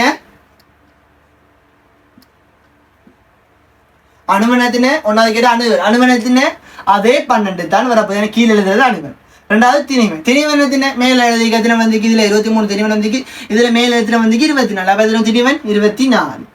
மூணாவது கேட்கிறான் புரோத்திரன்களை எண்ணிக்கை. அணுவன் சமன் புரோத்திரன் எண்ணிக்கை. புரோத்திரன் எண்ணிக்கை சமன் இலத்திரன் எண்ணிக்கை. அப்ப இதுல புரோத்திரன் எண்ணிக்கை எத்தனை? புரோத்திரன் எண்ணிக்கை 11. அப்ப இதுல புரோத்திரன் எண்ணிக்கை எத்தனை? அதே அணுவன் தானே, அணுவன் சமன் தானே, அணுவனும் புரோத்திரன் எண்ணிக்கை சமன் தானே. அணுவன் 12 வந்துச்சுடா, புரோத்திரன் எண்ணிக்கை 12 தான். அடுத்த என்ன கேள்வி? நியூத்திரன் எண்ணிக்கை தான் என்ன செய்யணும்? நியூத்திரன் எண்ணிக்கைக்கு திணிவையில இருந்து புரோத்திரன் கழிக்க போறோம். திணிவன் 24, புரோத்திரன் 12, 24 12 கழிக்க போறோம். புரோத்திரன் 12 வந்துச்சு. அப்படின்டா 24 மேல இருந்து கீழே கழிக்கிறது. நியூத்திரனை கேட்டான சோட்டா வைக்கிறது அப்படின்னா சோட்டா யாஃபம் வைக்கிறது மேல இருந்து கீழே கழிக்கிற. மேல எத்தனை தந்த? திணிவன் 24 தந்திக்கிறான். அணுவன் 12 தந்திக்கிறான். 24ல இருந்து 12 கழிச்சோம் எத்தனை வரப்போகுது? எங்களுக்கு 12 தான் வரப்போகுது. அப்ப நியூத்திரனும் 12. இலத்திரனும் எத்தனை? இலத்திரன் எத்தனை? அதே 12. இலத்திரன் சமன். இலத்திரனும் அதே 12 தான். சரியா? அடுத்த உதாரணம் பார்ப்போம். மூணாவது கால்சியம் 20, 40 அப்படி இருந்துச்சுடா. இதுல அணுவனத்தின கீழே உள்ளது அணுவன். அப்ப அணுவன் 20. திணிவனத்தின மேல எழுதிக்கிற திணிவன் 7. திணிவன் என்ன? மேல எழுதிக்கிற எழுதுறதானது திணிவன். அப்ப இதுல திணிவனத்தின 24. இதனுடைய புரோத்திரனத்தின அணுவன் 7 புரோத்திரன் சமையல் எத்தனை? புரோத்திரனும் 20 தான். அடுத்து என்னது? நியூத்திரனும் 2 சமன் தானே. புரோத்திரன் நியூத்திரன் என்ன? திணிவன்ல இருந்து புரோத்திரன் கழிச்சு வர. திணிவன் 40, புரோத்திரன் 20. 40ல இருந்து 20 கழிச்சோம்னா 20 தான். அது என்னது? இலத்திரன் மாறப்போதா? இலத்திரனும் அதே 20 தான். சரியா? சரி. அடுத்ததா பாஸ்பரஸ் 15, 31. இதனுடைய அணுவன் யாரு? முதலாவது இதுல அணுவன் எத்தனை? 15, 31. அணுவன் அப்ப கீழே எழுதுறது என்னது? அணுவன். அப்ப இதுல அணுவன் எத்தனை? 15. ரெண்டாவது திணிவன் எத்தனை? இதுல திணிவன் மேல எழுதுறது திணிவன். அப்ப திணிவன் 31. மூணாவது என்னது? புரோத்திரன் எத்தனை? இதுல அணுவன் சமன் புரோத்திரன் எண்ணிக்கை அது 15 தான். அடுத்து என்னது? நாலாவது நியூத்திரன் எண்ணிக்கை எத்தனை? திணிவன்ல இருந்து புரோத்திரன் கழிச்சு வரும். திணிவன் 31டா, அதுல இருந்து புரோத்திரன் 15னா 31 15 கழிச்சோம்டா 16 வரும். சரியா? இங்கே மேல இருந்து கீழே கழிக்க போகும். நியூத்திரனை கேட்டா மாட்டோம். இலத்திரன் மாறுபடுமா? இலத்திரன் மாறுபடாது. இலத்திரன் எண்ணிக்கை எத்தனை? 15 தான். சரியா? இலத்திரன் எண்ணிக்கை எத்தனை? அதே 15 தான். அடுத்து என்ன கேள்வி பார்ப்போம். இது இது சரியா? இதெல்லாம் வந்து ஒரு மூலகம் மூலகத்துக்கு காணுது சரியா? இதே மூலகத்துக்கு இப்ப என்ன செய்ய போறோம்? ஏற்றத்தை தந்து கேட்க போறோம். இதுக்கு 4 வரை வந்துச்சு.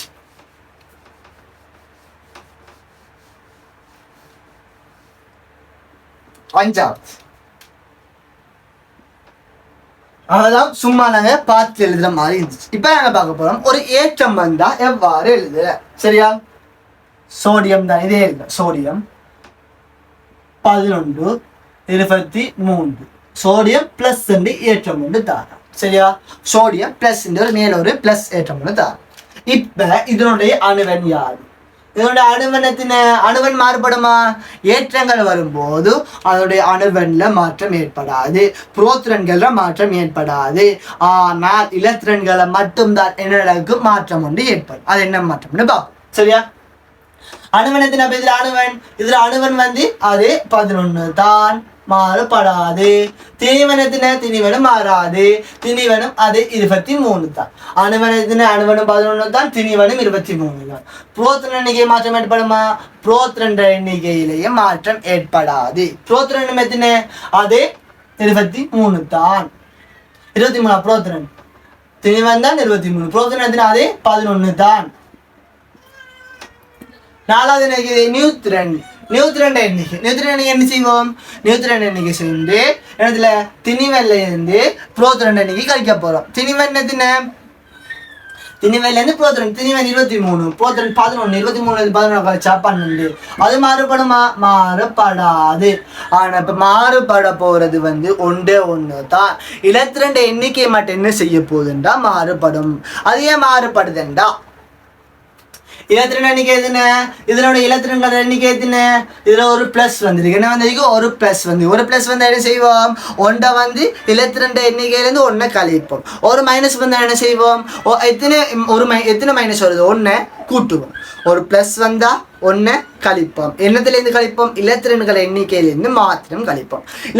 இலத்திரன் எண்ணிக்கை எத்தனை? சும்மா இதுக்கு இலத்திரன் எண்ணிக்கை எத்தனை?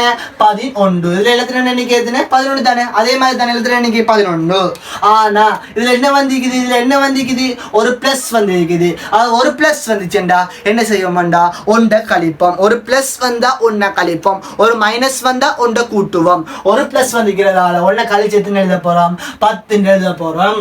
ஒரு பிளஸ் வந்துக்கிறதால 1 கழிச்சு 10 எழுத போறோம். உதாரணத்துக்கு இதுல வந்து ஒரு பிளஸ் இல்லாம 2 பிளஸ் இருந்துச்சுண்டா அப்ப என்ன செய்ய போறோம்?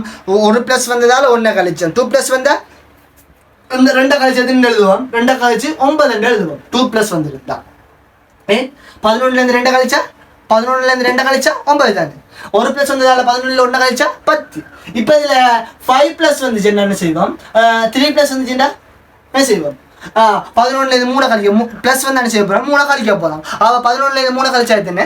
8 எழுதுவோம் சரியா? இதே இதுக்கு ஒரு மைனஸ் வந்துச்சு என்ன செய்ய போறோம்? பிளஸ் வந்தா எத்தனை பிளஸோ அத்தனை பிளஸ் கழிக்க போறோம் சரியா?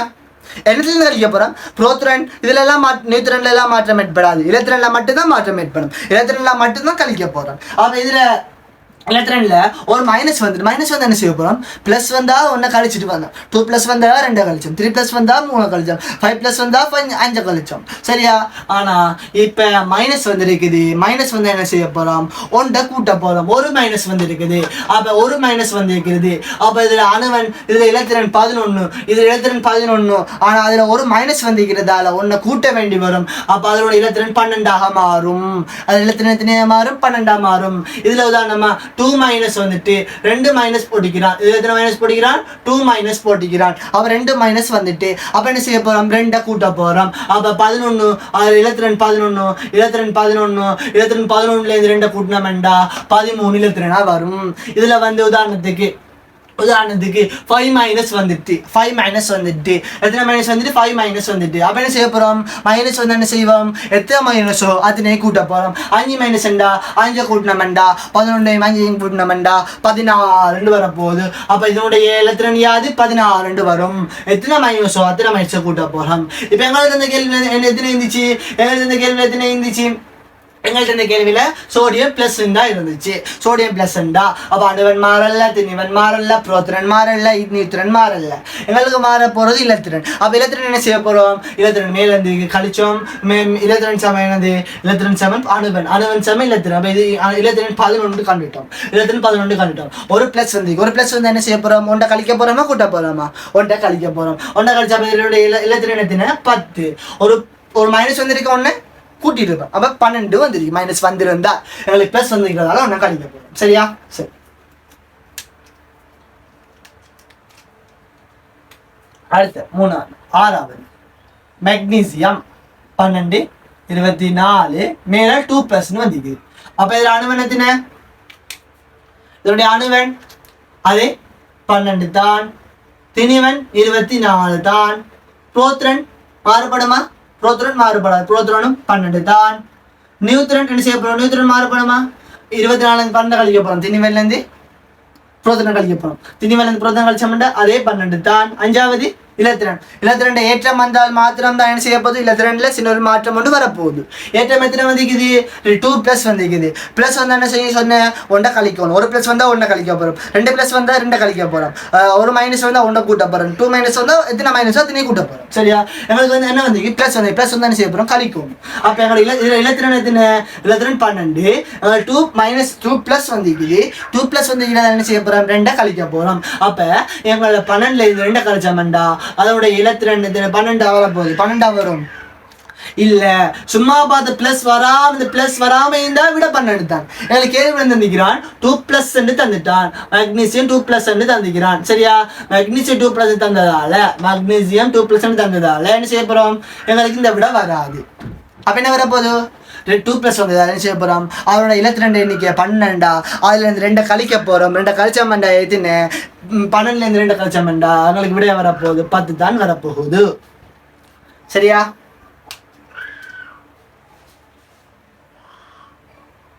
அடுத்து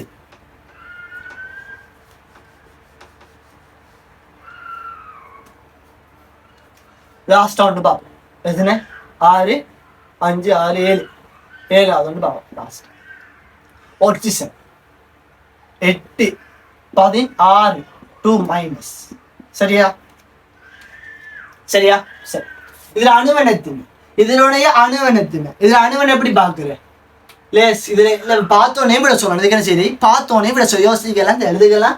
ஒன்றுமே செய்யல. பார்த்துட்டு இதில் தந்திக்கிறான். பார்த்தோன்னே விட எழுதுற மட்டும்தான் இது. எதுனது? அணுவனத்தின அணுவன் 8. கீழே எழுதுறது தான் அணுவன். அணுவனத்தின 8. திணிவனத்தின 16. மேலே எழுதுறது தான் திணிவன் 16. 3வது கேட்டிருக்கான் புரோத்திரன். புரோத்திரன் எத்தனை? அணுவன் சமன் புரோத்திரன் எண்ணிக்கை சமன் எத்தனை? அப்போ புரோத்திரன் எத்தனை? அதே 8 தான். 4வது எத்தனை? நியூத்திரன். நியூத்திரன் எண்ணிக்கை எத்தனை? நியூத்திரன் எண்ணிக்கையாது நியூத்திரன் எண்ணிக்கை கேட்டா என்ன செய்ய போறோம்? திணிவெல்ல இருந்து என்னதை கழிக்கணும்? திணிவெல்ல இருந்து என்னத்தை கழிக்கிற? நியூத்திரன் எண்ணிக்கை கேட்டாண்டா புரோத்திரன் எண்ணிக்கை கழிக்க போறோம். சரியா? புரோத்திரன் எண்ணிக்கை எத்தனை கண்டோம்? புரோத்திரன் எண்ணிக்கை 8. புரோத்திரன் எண்ணிக்கை கீழே அவன் மேலே இருந்து கீழே கழிக்க போறோம். 16ல இருந்து 8 கழிக்க போறோம். 14 மேலே இருந்து மேலே இருந்து கீழே கழிக்க போறோம். மேல 16 இருக்கு, கீழே 8 இருக்கு. 16ல இருந்து 8 கழிச்சா அதே 8 தான் வரப்போகுது. சரியா? சரி.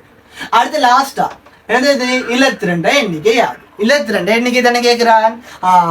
இலத்திரன் எண்ணிக்கை சும்மா பார்த்தா எத்தனை வரப்போகுது? இலத்திரன் எண்ணிக்கை 8 தான் வரும் சும்மா பார்த்தோம்னா. ஆனா இதுல என்ன தந்திக்கிறான்? கேள்வியில எங்களுக்கு ஒரு மர ஏற்றம் தந்திக்கிறான். 2- தந்திக்கிறான். 2- என்ன செய்ய போறோம்? பிளஸ் வந்து என்ன செய்வோம்? 1 கழிப்போம். 2+ வந்து என்ன செய்வோம்? 2 கழிப்போம். இது 1- வந்து என்ன செய்வோம்? 1 கூட்டுவோம். 2- வந்தா என்ன செய்யணும்? 2- கூட்ட போறோம். 2 கூட்ட போறோம். இதுல 8ண்டா 8ஓட 2 கூட்டினா எத்தனை? 10. அப்ப இதனோட இலத்திரன் எத்தனை? 10. இதுல இலத்திரன் எத்தனை? 10. இதுல இலத்திரன் எத்தனை? 10. 10 தான் எல்லாத்துக்கும் வரும் இல்ல. ஒன்று நம்பர் மாறும். நமக்கு அந்த எல்லாத்துக்கும் 10 தான் நேமா வந்திருக்குது. சரியா? சரி. ஒருத்தனே தானே. சரி. இப்ப நான் அடுத்த பார்க்க போறது சக்தி மட்டங்கள். அடுத்த பார்க்க போறது என்னது? இலத்திரன் நிலையமைப்பை எழுதுறது.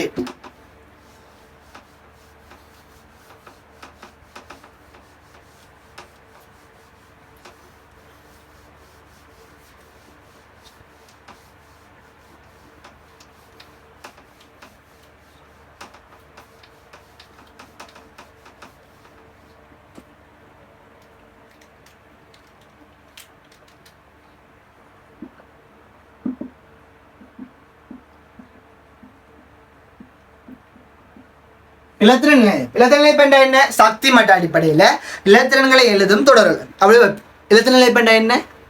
சக்தி மட்டங்களின் அடிப்படையில் இலத்திரங்களை எழுதும் தொடர் ஒழுங்கு. சக்தி மட்டங்களோட அடிப்படையில் இலத்திரங்கள எழுதுற தொடர். சக்தி மட்ட அடிப்படையில் என்ன எழுதுற? சக்தி மட்ட அடிப்படையில் இலத்திரங்களை எழுதும் தொடர் ஒழுங்கு தான் என்னது எங்கட இந்த இலத்திர நிலையமைப்பு. சரியா? சரி.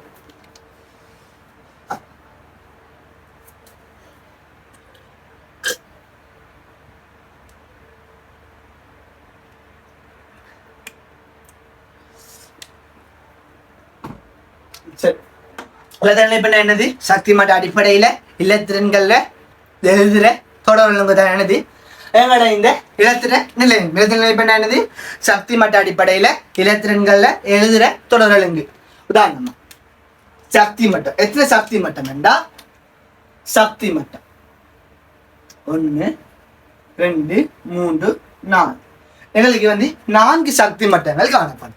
எங்களுக்கு எத்தனை சக்தி மட்டம் இருக்குது? 4 சக்தி மட்டம். அதுல எத்தனை இலத்திரங்கள் நிரம்பும் வேண்டா?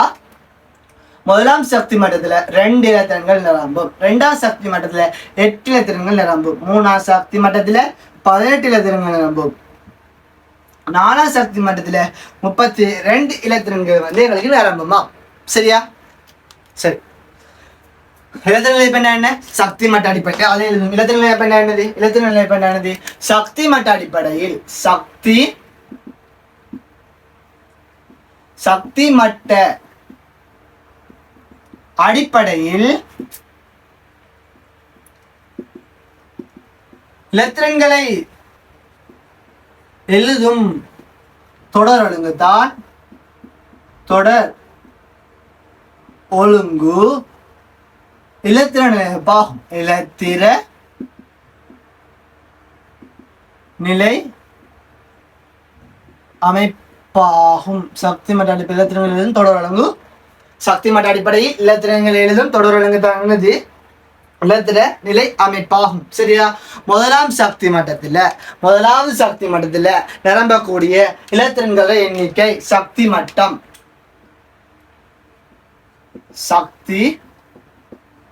முதலாவது சக்தி மட்டம் எத்தனை சக்தி மட்டம் இருக்குது? 1ஆம் சக்தி மட்டம், 2ஆம் சக்தி மட்டம், 3 4 மொத்தம் 4 சக்தி மட்டம் இருக்குது.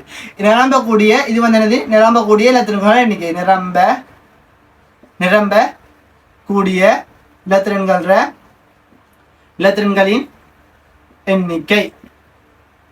நிரம்பக்கூடிய இலத்திரன்களின் எண்ணிக்கை. சரியா? சரி. எத்தனை சக்தி மட்டம் இருக்குது? மொத்தம் 4 சக்தி மட்டம் தான் இருக்குது. 4 சக்தி மட்டம். முதலாம் சக்தி மட்டத்தில் நிரம்பக்கூடிய இலத்திரன் 2 தான். முதலாம் சக்தி மட்டத்தில் நிரம்பக்கூடிய இலத்திரன்கள் 2. 2ஆம் சக்தி மட்டத்தில் நிரம்பக்கூடிய இலத்திரன்கள் 8. 3ஆம் சக்தி மட்டத்தில் நிரம்பக்கூடிய இலத்திரன்கள் 18. 4ஆம் சக்தி மட்டத்தில் நிரம்பக்கூடிய இலத்திரன்கள் எண்ணிக்கை 32. 4ஆம் சக்தி மட்டத்தில் நிரம்பக்கூடிய இலத்திரன்கள் எண்ணிக்கை 32. 3ஆம் சக்தி மட்டத்தில் நிரம்பக்கூடிய இலத்திரன்கள் எண்ணிக்கை 18. 2ஆம் சக்தி மட்டத்தில் நிரம்பக்கூடிய இலத்திரன்கள் எண்ணிக்கை 8. 1ஆம் சக்தி மட்டத்தில் நிரம்பக்கூடிய இலத்திரன்கள் எண்ணிக்கை 2. சரியா? மொத்தம் இப்படி 4 சக்தி மட்டங்கள் அது நிரம்பக்கூடிய இலத்திரன்களை எண்ணிக்கை. இதை வச்சு தான் என்ன செய்ய போறோம்டா? இலத்திரன் நிலையமைப்பு நாங்க எழுத போறோம். இதை வச்சு தான் என்ன செய்ய போறோம்? இலத்திர நிலையமைப்பு நாங்க எழுத போறோம்.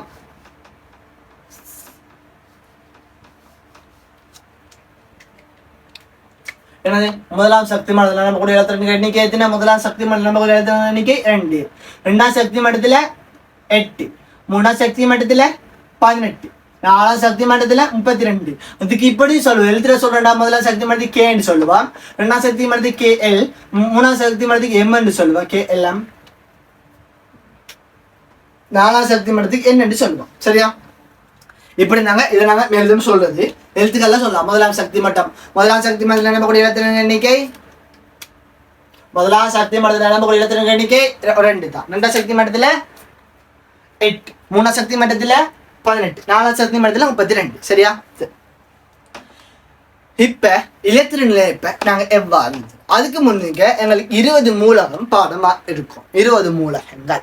என்னென்ன மூலகங்கள்? Hydrogen, helium, lithium, beryllium, boron, carbon, nitrogen, oxygen, fluorine neon sodium magnesium aluminium silicon phosphorus கந்தகம் குளோரின் ஆர்கன் பொட்டாசியம் கால்சியம் மொத்தம் 20 மூலகம் பாடம் இருக்கணும். 20 மூலகம் என்ன செய்யணும்? பாடம் இருக்கணும். எனது 20 மூலகத்தை எப்படி சரி பாடம் இருக்கணும்? என்ன மூலகம் 20 மூலகம்?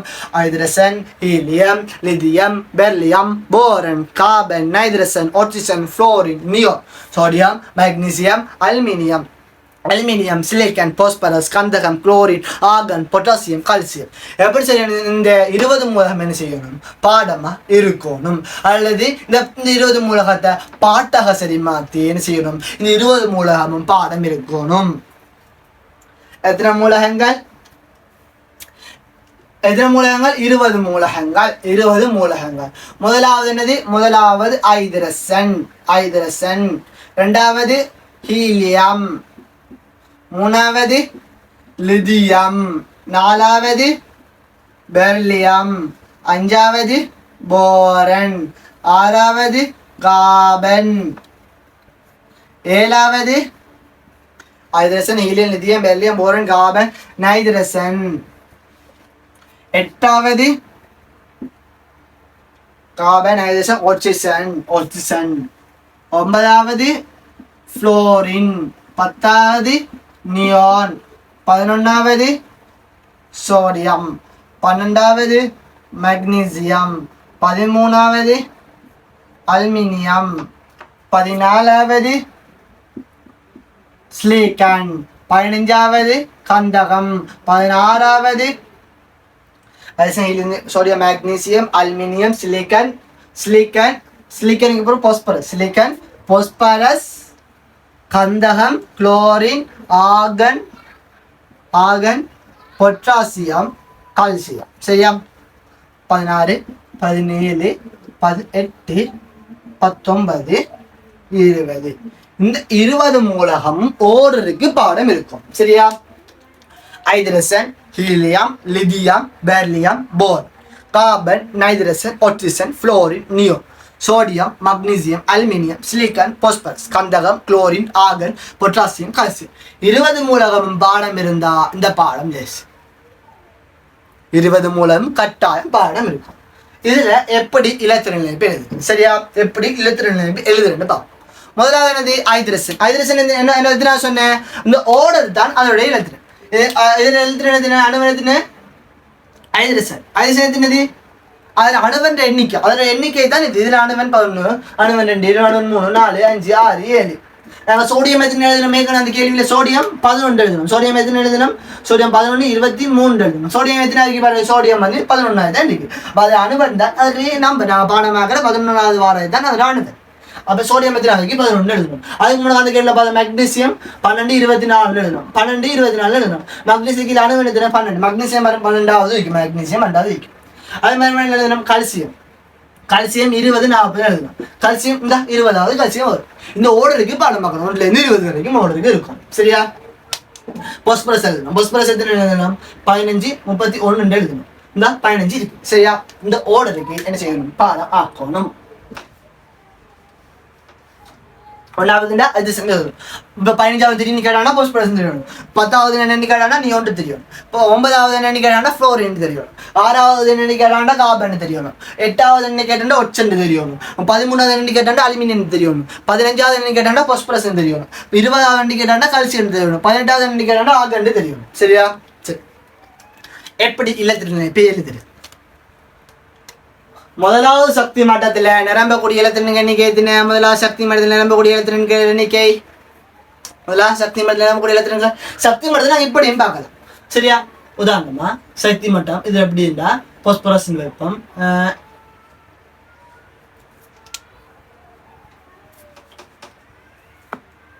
சோடியம் சரியா?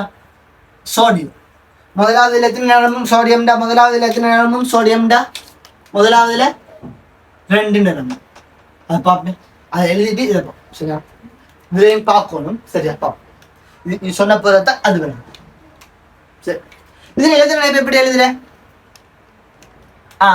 ஹைட்ரஜன் எத்தனை? 1 தானே. 1வது தானே சொன்ன ஹைட்ரஜன். அவ ஹைட்ரஜன் எத்தனாவது? 1வது. ஹைட்ரஜன் எத்தனை? ஹைட்ரஜன் ஒன்று. எத்தனை எண்ணிக்கை அதிர்ஷ்டம்? ஒன்று. அதிர்ஷ்டம் எத்தனை எண்ணிக்கை? எத்தனை? ஒன்று. அப்போ எப்படி எழுத போகிறோம்? சும்மா ஒன்று எழுதுவோம். சரியா? ஹீலியம் எத்தனை? ஹீலியம் எத்தனை? Hydrogen helium. ஹீலியம் ரெண்டா? Hydrogen helium. ஹீலியம் எத்தனை? ரெண்டாவது சொன்னேன். அப்போ ஹீலியம் 2. மூணாவது என்னது? லிதியம். Hydrogen helium lithium. அப்போ மூணாவது என்னது? லிதியம் 3. இப்படி எழுதுற இப்படிதானே வரணும். ஓடருக்கு எழுதுறா. ஆனால் லிதியத்துக்கு இப்படி வராது. ஏன் வராது? ஏன் வராது? முதலாவது நிரம்பக்கூடியது எத்தனை? 2 தான் நிரம்பும். ரெண்டாவது 8 நிரம்பும். முதலாவது 2டா இந்த 2க்கு மேலே எழுதே இல்லை. முதலாவது நம்பர்ல 2க்கு மேலே எழுதே இல்லை. அதுக்கு ரெண்டாவது ஸ்டெப்ல தான் 2க்கு மேலே நாங்கள் 8 வரைக்கும் எழுதலாம். முதலாம் நம்பர்ல எத்தனை வரை எழுத போறோம்? 2 தான் நிரம்பும். அப்ப நாங்கள் இதை எப்படி எழுதுவோம்டா? இதை நாங்கள் எப்படி எழுதுவோம்டா? 2,1 எழுத போறோம். 2,1. ஏன் 3 எங்களுக்கு எழுதியல. முதலாவதுல எத்தனை நிரம்பும்? எங்களுக்கு 2 தான் நிரம்பும். ரெண்டாவதுல 8 நிரம்பும். முதலாவதுல 2 தான் எங்களுக்கு நிரம்பும். அப்ப 2க்கு மேலே முதலாவதுல 2க்கு மேலே எழுதிடலாம். அவ ஃபர்ஸ்ட்டுக்கு 2 எழுதுவோம். அதுக்கு பிறகு மீதி எத்தனைக்கு? 3 தானே மொத்தம். அப்ப 2 போயிட்டு மீதி 1 தான் இருக்குது. அந்த 1 நாங்கள் இதில் எழுத போறோம். 2,1. அடுத்து என்னது? பெர்லியம். பெர்லியம் எத்தனை? பெர்லியம் எத்தனை? பெர்லியம் எத்தனை இருக்கு? 4. பெர்லியம் 4. அப்ப பெர்லியம் 4. 4 எப்படி எழுதுறதா? 4 4 தானே சும்மா எழுதணும். குளோலத்துக்கு பார்த்தோம்டா 4 எழுதுறதா? இல்லை. அப்போ எப்படி எழுத போகிறோம்? 4 அப்போ எழுத போகிறோம். நாங்கள் 4 இப்படி எழுதலாம். அப்போ எப்படி எழுத போகிறோம்? 2,2,2 எழுத போகிறோம். 2,2 எழுத போகிறோம். அடுத்து என்ன இருக்குது? அடுத்து என்ன இருக்குது? 4 பெர்லியம். அது போரன் எத்தனை? போரன் 5. போரன் 5 எப்படி எழுதுறதா? 5 எப்படி எழுதுறதா? இல்லை. 5 இப்படி எழுதேலா. 5 அப்படி எழுதுனா பிள்ளை. எப்படி? முதலாவது சக்தி மண்டலத்தில் நிரம்பக்கூடிய எழுத்து எண்ணிக்கை எத்தனை? 2 தான். 2ஓட கூட வருமா? வரவே வராது. முதலாவது சக்தி மண்டலத்தில் நிரம்பக்கூடிய எழுத்து எண்ணிக்கை 2 தான். 2க்கு அடுத்தது மொத்தம் 5 தானே. போரன் மொத்தம் 5 தானே. அப்போ 2 எழுதிட்டேன். மீதி எத்தனை இருக்குது? 3 இருக்குது. அப்போ 3 பக்கத்தில் எழுத போகிறோம். 2,3. காபன். காபன் எத்தனை? காபன் எத்தனை? காபன் 6. 6 எப்படி எழுதுறதா? இல்லை. 6 எப்படி எழுதுறதா? 6 அப்படி எழுதுனா பிள்ளை. சரியா? அது எப்படி எழுத போறோம்? 2 முதலாவது பெஸ்ட். முதலாவது எத்தனை நிரம்பும்? 2 தான் நிரம்பும். அப்போ 2 நிரம்பிட்டு மொத்தம் 6. மொத்தம் 6 தானே. 6லேருந்து 2 நிரம்பினா மீதி எத்தனை? 4 இருக்குது. அப்போ நான் 4 பக்கத்தில் எழுத போகிறோம். சரியா? அடுத்த நைட்ரசன். நைட்ரசன் எத்தனை? 7 தானே. 7 சும்மா அப்படி எழுதுறதா? 7 எப்படி எழுதுறதா? இல்லை. அப்போ எழுத போகிறோம் எப்படி? 2,5 2,5 எழுத போகிறோம். சரியா? சரி. அதே மாதிரி தான் நீங்க ஒற்றை எத்தனை? ஒற்றை 8. 8 எப்படி எழுத போகிறோம்? ஒற்றை எப்படி எழுத போகிறோம்? 2,6. 2,6 தான் 8. 6 7 8. 2,6 8 எழுதணும். பெஸ்ட்டுக்கு 2 எழுத போகிறோம். மொத்தம் 8. 8ல் 2 போயிட்டு மீதி எதுனா 6 எழுத போகிறோம். ஃப்ளோரின் 2,7 வரப்போகுது. ஏன் 7, 8 9. ஃப்ளோரின் 9 தானே. 9 2 எழுதிட்டோம். மொத்தம் 9. மீதி எத்தனைக்கு? 7 பக்கத்தில் எழுதப்போம். நியோன் 2,8. அப்போ 2,8 8 எத்தனை? 2,8 எத்தனை? 8 நாங்கள் என்ன செய்ய போகிறோம்? இப்படி எழுத போகிறோம். 8 அதாவது மொத்தம் 10 தானே. மொத்தம் 10. அதில் 2 எழுதிட்டோம். மீதி 8 எழுதிட்டோம். சரியா? அடுத்தது சோடியம் எத்தனை? சோடியம் 11. 11 இப்படி எழுதுறதா? சோடியம் எத்தனை? சோடியம் எத்தனை? 11 தானே. சோடியம் 11 தானே. 2,8 எப்படி எழுதுன?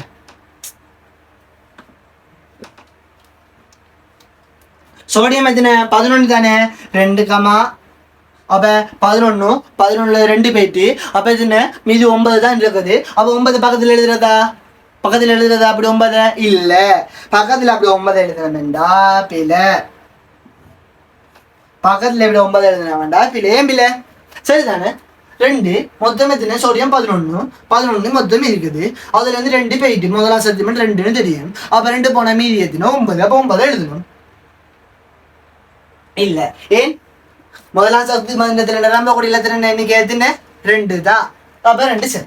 அப்போ 2ஆம் சக்தி மண்டலத்தில் நிரம்பக்கூடிய இலத்திரன் எண்ணிக்கை எத்தனை? இந்த எழுதிக்கிறோம். 2ஆம் சக்தி மண்டலத்தில் நிரம்பக்கூடிய இலத்திரன் எண்ணிக்கை எத்தனை? 2ஆம் சக்தி மண்டலத்தில் 2ஆம் சக்தி மண்டலத்தில் எத்தனை நிரம்பும்? 2ஆம் சக்தி மண்டலத்தில் நிரம்பக்கூடிய இலத்திரன் எண்ணிக்கை எத்தனை? எத்தனை எழுதிக்கிறோம்? ரெண்டாவது சக்தி மண்டலம் எழுதுற எண்ணிக்கை 8. அப்ப நாங்க இங்க 8 விட கூட எழுதிட்டோம், 9 எழுதிட்டோம். அப்ப 1 கூட, அப்ப எழுதலாமா 1 கூட? ஏன்னா ஒன்னாவது சக்தி மண்டலத்துல 2 தான், ரெண்டாவது சக்தி மண்டலத்துல 8 தான். 8 விட கூட வராது. அப்ப ரெண்டாவது நாங்க 9 எழுதிட்டோம். 9 எழுதின பிள்ளை தானே. அப்ப நாங்க எப்படி எழுதுறேன்? அப்ப நாங்க எப்படி சரியா எழுதுறேன்? சரியா எழுதுறேன்டா. 2, 8, 1 எழுதலாம். சரிதானே? ஒன்னாவது சக்தி மண்டலம் நம்ம கூட 2 தான், ரெண்டாவது சக்தி மண்டலம் 8 தான், மீதி 1 இருக்கிறதால அப்போ மீதி 1 தான் நீ எழுதுவோம். சரியா? அப்ப இதை எப்படி எழுதுவோம்? இது 2, 10 எழுதுவோமா? பிள்ளை. ஏன்? ரெண்டாவது சக்தி மண்டலம் நம்ம கூட எழுதுற எண்ணிக்கை எத்தனை? மேக்சிமம் 8 தான். அப்ப நாங்க இதை எப்படி எழுதுறேன்? மேக்சிமம் 8 தான் நிறம். அப்ப நான் இதை எப்படி எழுதுவோம்? 2, எப்படி எழுதுவோம்? 2, 8 அப்படின்னா 10. 2, 8. ஏன் ரெண்டாவது சக்தி மண்டலம் நம்ம எழுதுற எண்ணிக்கை 8. அப்ப 2, 8. மீதி எத்தனை? 2 மட்டும் 10. 2, 8, 8 2 10, மொத்தம் 12. இது 12 தானே. மீதி 2 நாங்கள் எப்படி எழுத போறோம்? அலுமினியம். அதே தான் எப்படி ஆட போகுது? 2, 8, 10. மீதி எத்தனை? அலுமினியம் 13. மீதி 3 இங்கே எழுத போறோம். சிலிக்கன். சிலிக்கன் எத்தனை? 2, 8, 4. 2, 8, 5. பஸ் 15 தானே. 2, 8, 10, 15. கந்தகம் 2, 8, 6. குளோரின் 2, 8, 7. மொத்தம் எழுதிய எழுதுனா மூணாவது சக்தி முதல்ல 18 வரைக்குமே நிறம். எத்தனை வரைக்கும் நிரம்பும்? 18 வரைக்குமே நிறம். அப்ப நாங்க 18 வரைக்குமே எழுதலாம். சரியா? ஆகன். ஆகன் எத்தனை? 2, 8, 8. சரியா? இல்ல சரியா? சரி. இதே மாதிரி தான் நாங்க இங்கே எழுதிக்கிறோம். எழுதிட்டோமா? சரி. ஆனா எங்களுக்கு இப்போதைக்கு நம்மளோட 18ஆம் சக்தி மட்டம் வரைக்கும் எழுத வேண்டிய தேவை இல்லை. எத்தனை வரைக்கும் எழுத தேவையில்லை? 18ஆம் சக்தி மட்டம் வரைக்கும் இப்போதைக்கு எங்களுக்கு எழுத தேவையில்லை. அப்ப எங்களுக்கு எத்தனை வரைக்கும் எழுதணுமெண்டா இப்போதைக்கு எங்களுக்கு 18ஆம் சக்தி மட்டம் வரைக்கும் எழுத தேவையில்லை. அப்ப எங்களுக்கு எத்தனை வரைக்கும் எங்களுக்கு தேவைண்டா இதை நாங்க இப்ப எப்படி எழுதுறேன்? இதை நாங்கள்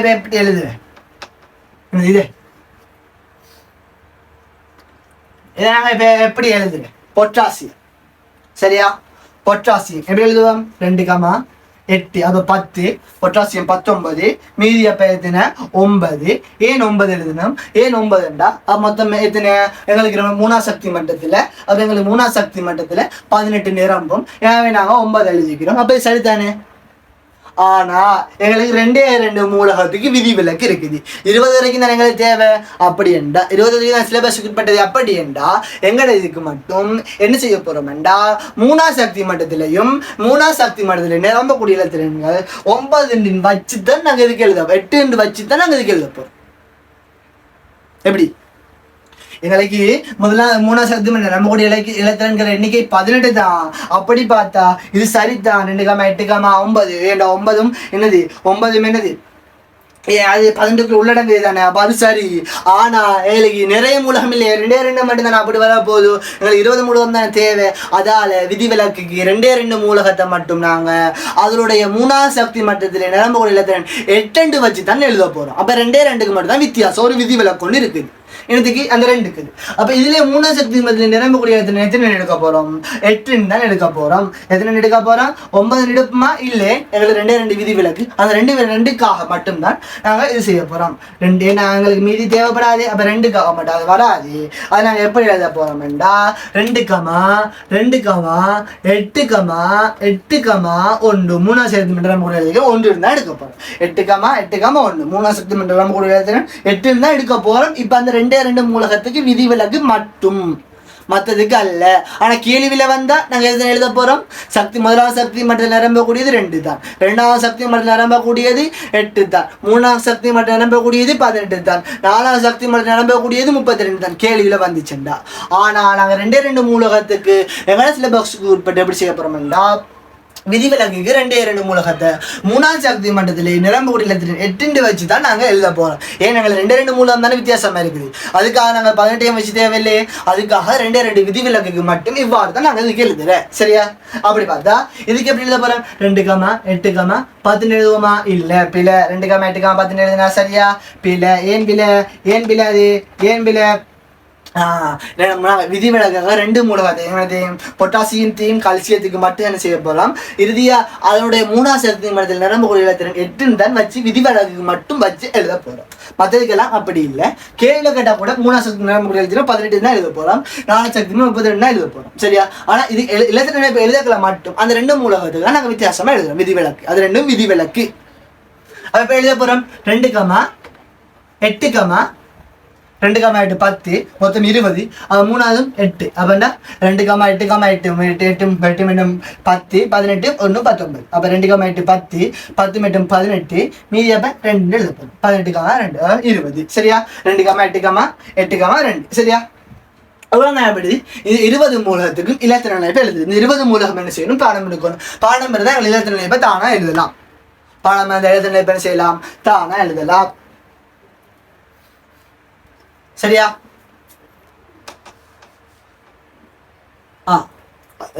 சொல்லுங்க. Sodium sodium sodium. சரியா? Sodium liquid. இப்ப இதுல எழுதுற நிலைப்பு எவ்வாறு எழுதுற? சோடியத்துல எழுதுற நிலைப்பு எவ்வாறு எழுதுற? முதலாம் சக்தி மாற்றத்தில் நிரம்பக்கூடிய எழுதுற எண்ணிக்கை எத்தனை? 2. முதலாம் சக்தி சோடியம் எங்க இந்த இருக்கு. முதலாம் சக்தி நிரம்பக்கூடிய எழுதுற எண்ணிக்கை 2. அப்ப 2 இங்க உண்டு இங்க ஒன்று. அப்ப 2. சரியா? 2ஆம் சக்தி மட்டம் இந்த சக்தி இப்படிதான் சக்தி மட்டம் இருக்கு. ஒரு 3 கருவி சுற்று. 2ஆம் சக்தி மட்டம் நிரம்பக்கூடிய எழுதுற எண்ணிக்கை எத்தனை? 8. 2ஆம் சக்தி மட்டத்தில் 8. 1 2 3 4 5 6 7 8. 3ஆம் சக்தி மட்டம் எத்தனை? 2ஆம் சக்தி மட்டம் 3ஆம் சக்தி மட்டத்தில் 1. 3ஆம் சக்தி மட்டத்தில் 1. அப்ப அந்த 1 தனியாவே காட்டலாம். சரியா? இப்படிதான் ஒரு நிலை அமைப்புல கீரை சொன்னாண்டா கீர்றது, இது எழுதுறது, அது கீர்றது. சரியா? வேணுத்துக்கு எழுதி பார்க்கலாம். ஃப்ளோர்.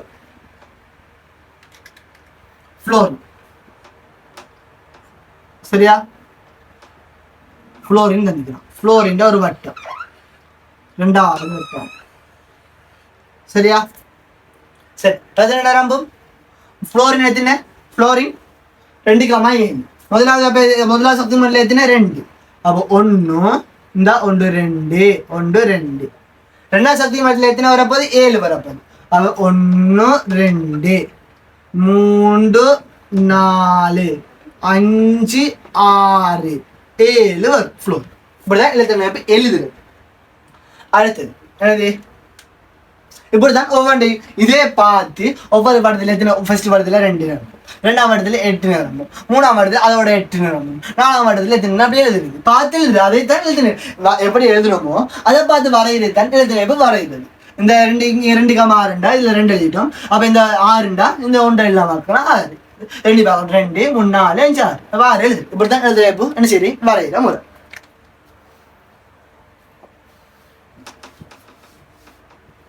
ஒழுங்கானது இலத்திர நிலை அமைப்பு.